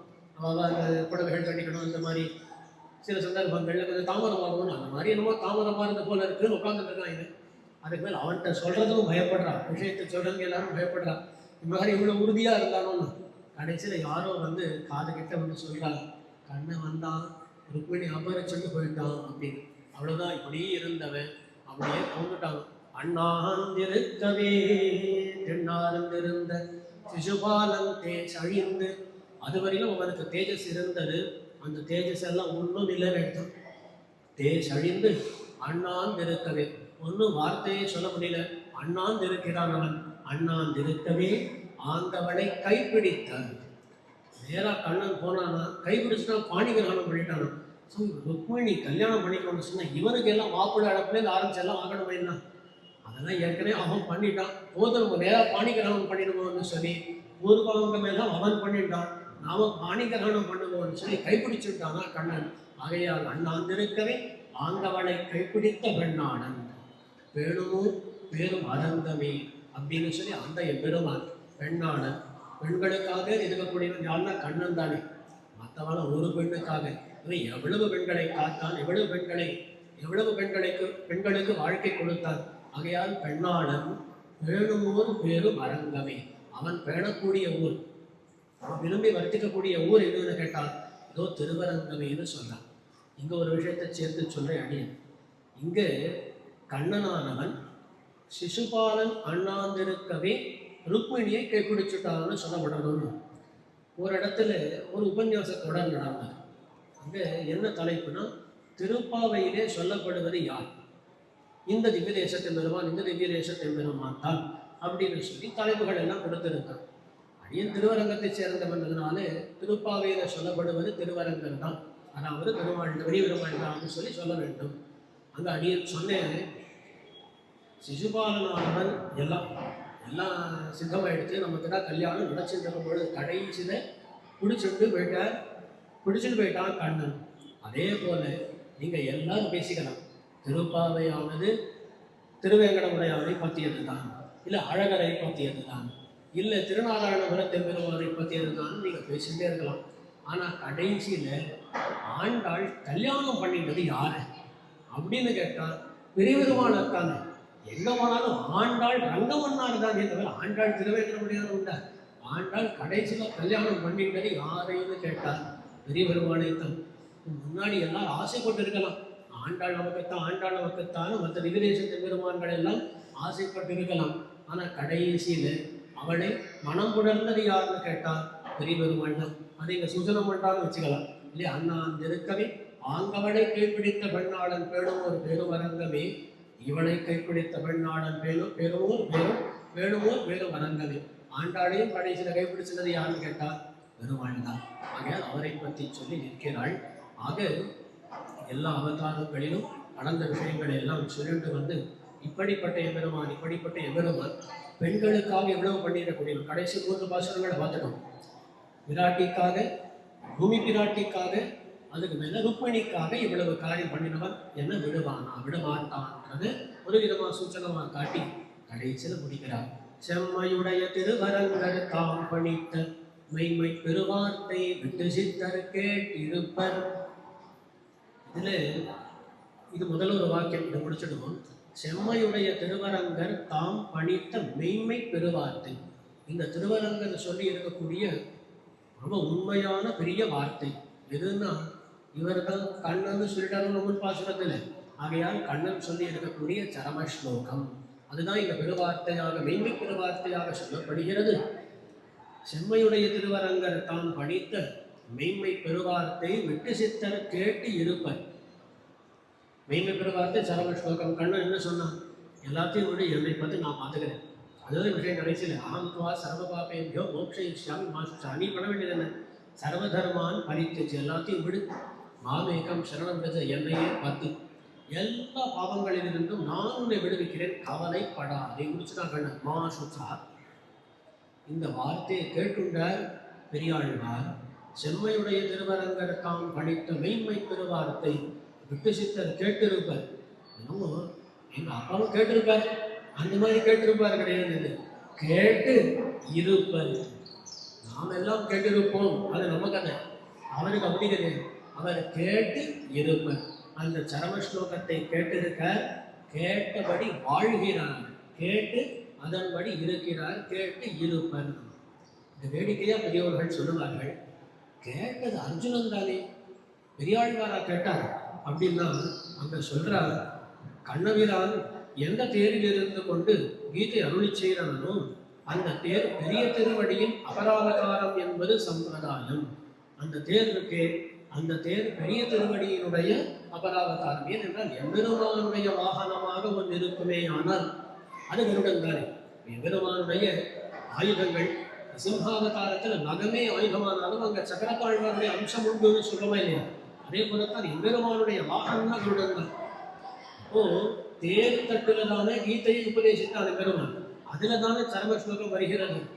அதுல அர்ஜுனன் கேட்டாலும் இல்லையோ என்ன கேட்கல, அதுதான் உண்மை. சரியா கேட்கல, கேட்டது யார்கிட்ட? தேர் கேட்டுடுது. கேட்ட தேர் சரியா பெரியாழ்வாராக வந்த போது அனுஷ்டிச்சு காட்டுடுது, கேட்டு இருப்பது. என பெரியவர்கள் அருளி செய்வர்களா? செம்மையுடைய திருவரங்கர் தாம் படித்த மெய்மை பெருவார்த்தை விட்டு சித்தர் கேட்டு இருப்பர்.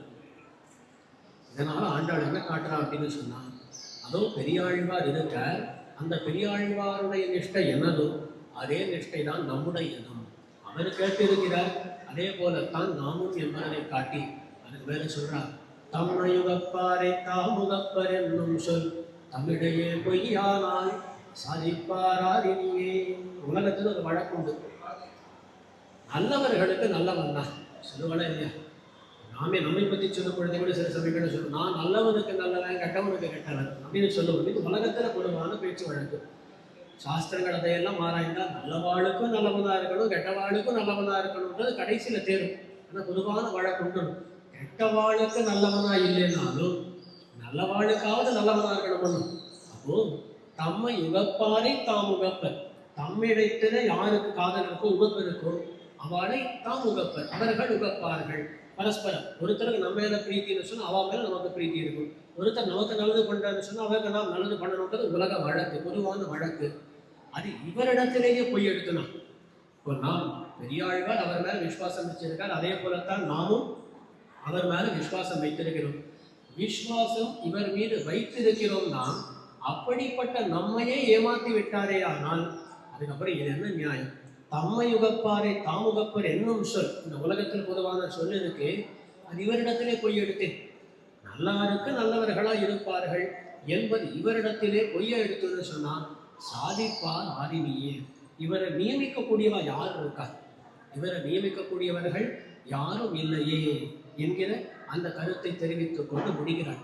ஏன்னா யாரும் ஒருத்தர் பண்ண வேண்டிய காரியத்தை பண்ணலை அப்படின்னு சொன்னால் அவருக்கு மேலே இருக்கக்கூடிய அதிகார இடத்துல போய் அது சரியா பண்ணலைன்னு கம்ப்ளைண்ட் பண்ணலாம். பகவான் ஒரு தப்பு பண்ணா யார்கிட்ட போய் கம்ப்ளைண்ட் பண்றது? எந்த நீதிமன்றத்துக்கு போவது? எந்த நீதிமன்றத்திலும் அவனை நிறுத்த முடியாதோ. ஆகையால் இவனை எப்படித்தான் நியமிப்பது? யார்தான் நியமிப்பது? சாதிப்பார் ஆதினியே, சாசிப்பார், அதாவது நியமிப்பார் யார் இருக்கிறார்கள்? ஒருத்தரும் இல்லை என்று சொல்லி முடிக்கிறாள். தம்முடைய உறுதிப்பாட்டை இங்க காட்டிட்டார்.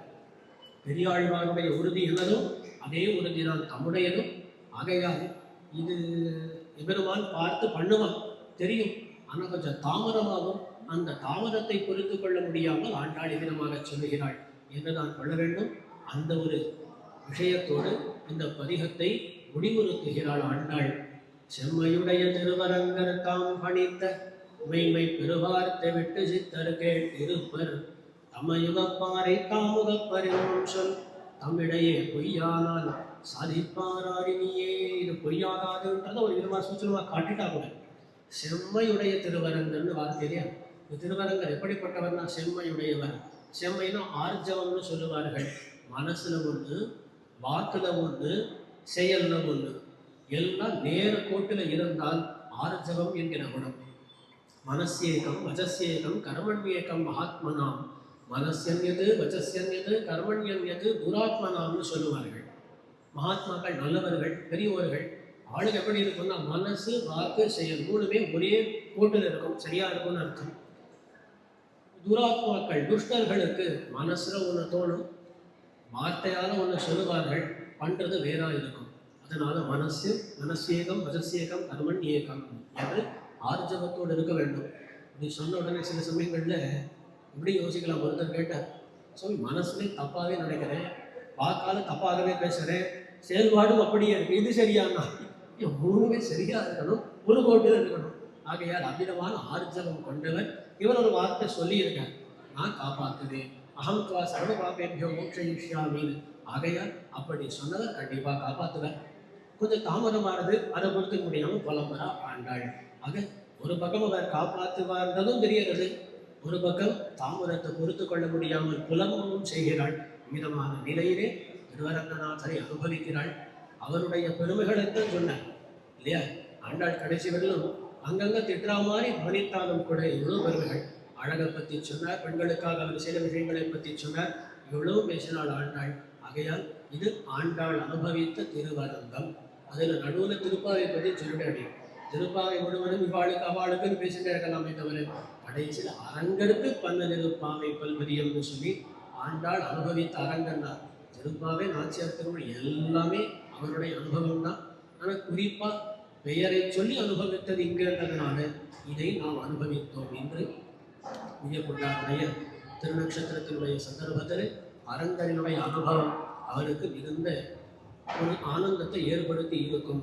ஆகையால் இது அவருடைய முகோல்லாசத்துக்கு காரணமாய் அவருக்கு பண்ணக்கூடிய கைங்கரியமாக தலைக்கட்டி இருக்கும் அப்படின்னு சொல்லி நம்பிக்கொண்டு அந்த உயர்கொண்டாருடைய திருவடிகளிலே நம்முடைய பிரணாமத்தை சமர்ப்பித்துக் கொண்டு அடியில் இந்த உபன்யாசத்தை நிறைவுறுத்தி கொள்கிறேன். ஈரமான வாய்ப்பளித்தவர்கள் முக்கியமாக ஸ்ரீவில்லிபுத்தூர் ரகுராமன் சுவாமி பல இடங்களில் பல நிகழ்ச்சிகளை நடத்தி வருகிறார். அவரால் இன்னைக்கு இந்த எழுந்தருள முடியவில்லை, முன்னாடி அழைப்பு சொல்லியிருந்தார் வர முடியாதுன்னு சொல்லி. ஆகையால் அவருக்கு கிருத்தஜதையை தெரிவித்துக் கொண்டு அதே போல விதமான நிகழ்ச்சிகள் எல்லாம் நடத்துவதற்கு இங்கே இந்த ஏற்பாடுகள் எல்லாம் செய்து கொடுத்து தேவஸ்தானத்தாரும் கூட உதவி இருக்கிறார்கள். இதே மாதிரி நிறைய அவர்களும் நடத்த வேண்டும் அப்படின்றது இந்த இடத்துல வலியுறுத்தி கொண்டு இந்த அடியனுடைய முன் சொற்களை எல்லாம் அருகிலே இருந்து செவிமடுத்த அடியனுடைய ஆச்சாரியர் ஸ்ரீவே பரதன் சுவாமி இடத்துல பிரணாமத்தையும் தெரிவித்து குற்றமெல்லாம் நற்றமாகவே கொள்ள வேண்டும் விசேஷித்த பிரார்த்தனையும் வைத்து அடியன் இந்த ஒரு முறையை நிறைவுறுத்தி கொள்கிறேன். நம பங்கஜநேத்ராய நாத ஸ்ரீபாத பங்கஜே ன்யஸ்த சர்வபராயாஸ்மத் कुलनाथाय धीमहि श्रीमते रम्यजामातृमुनीन्द्राय महात्मने श्रीरङ्गवासिने भूयात् नित्यश्रीर्नित्यमङ्गलम् ஆழ்வாரின் பெருமானார் ஜீயர் திருவடிகளே சரணம்.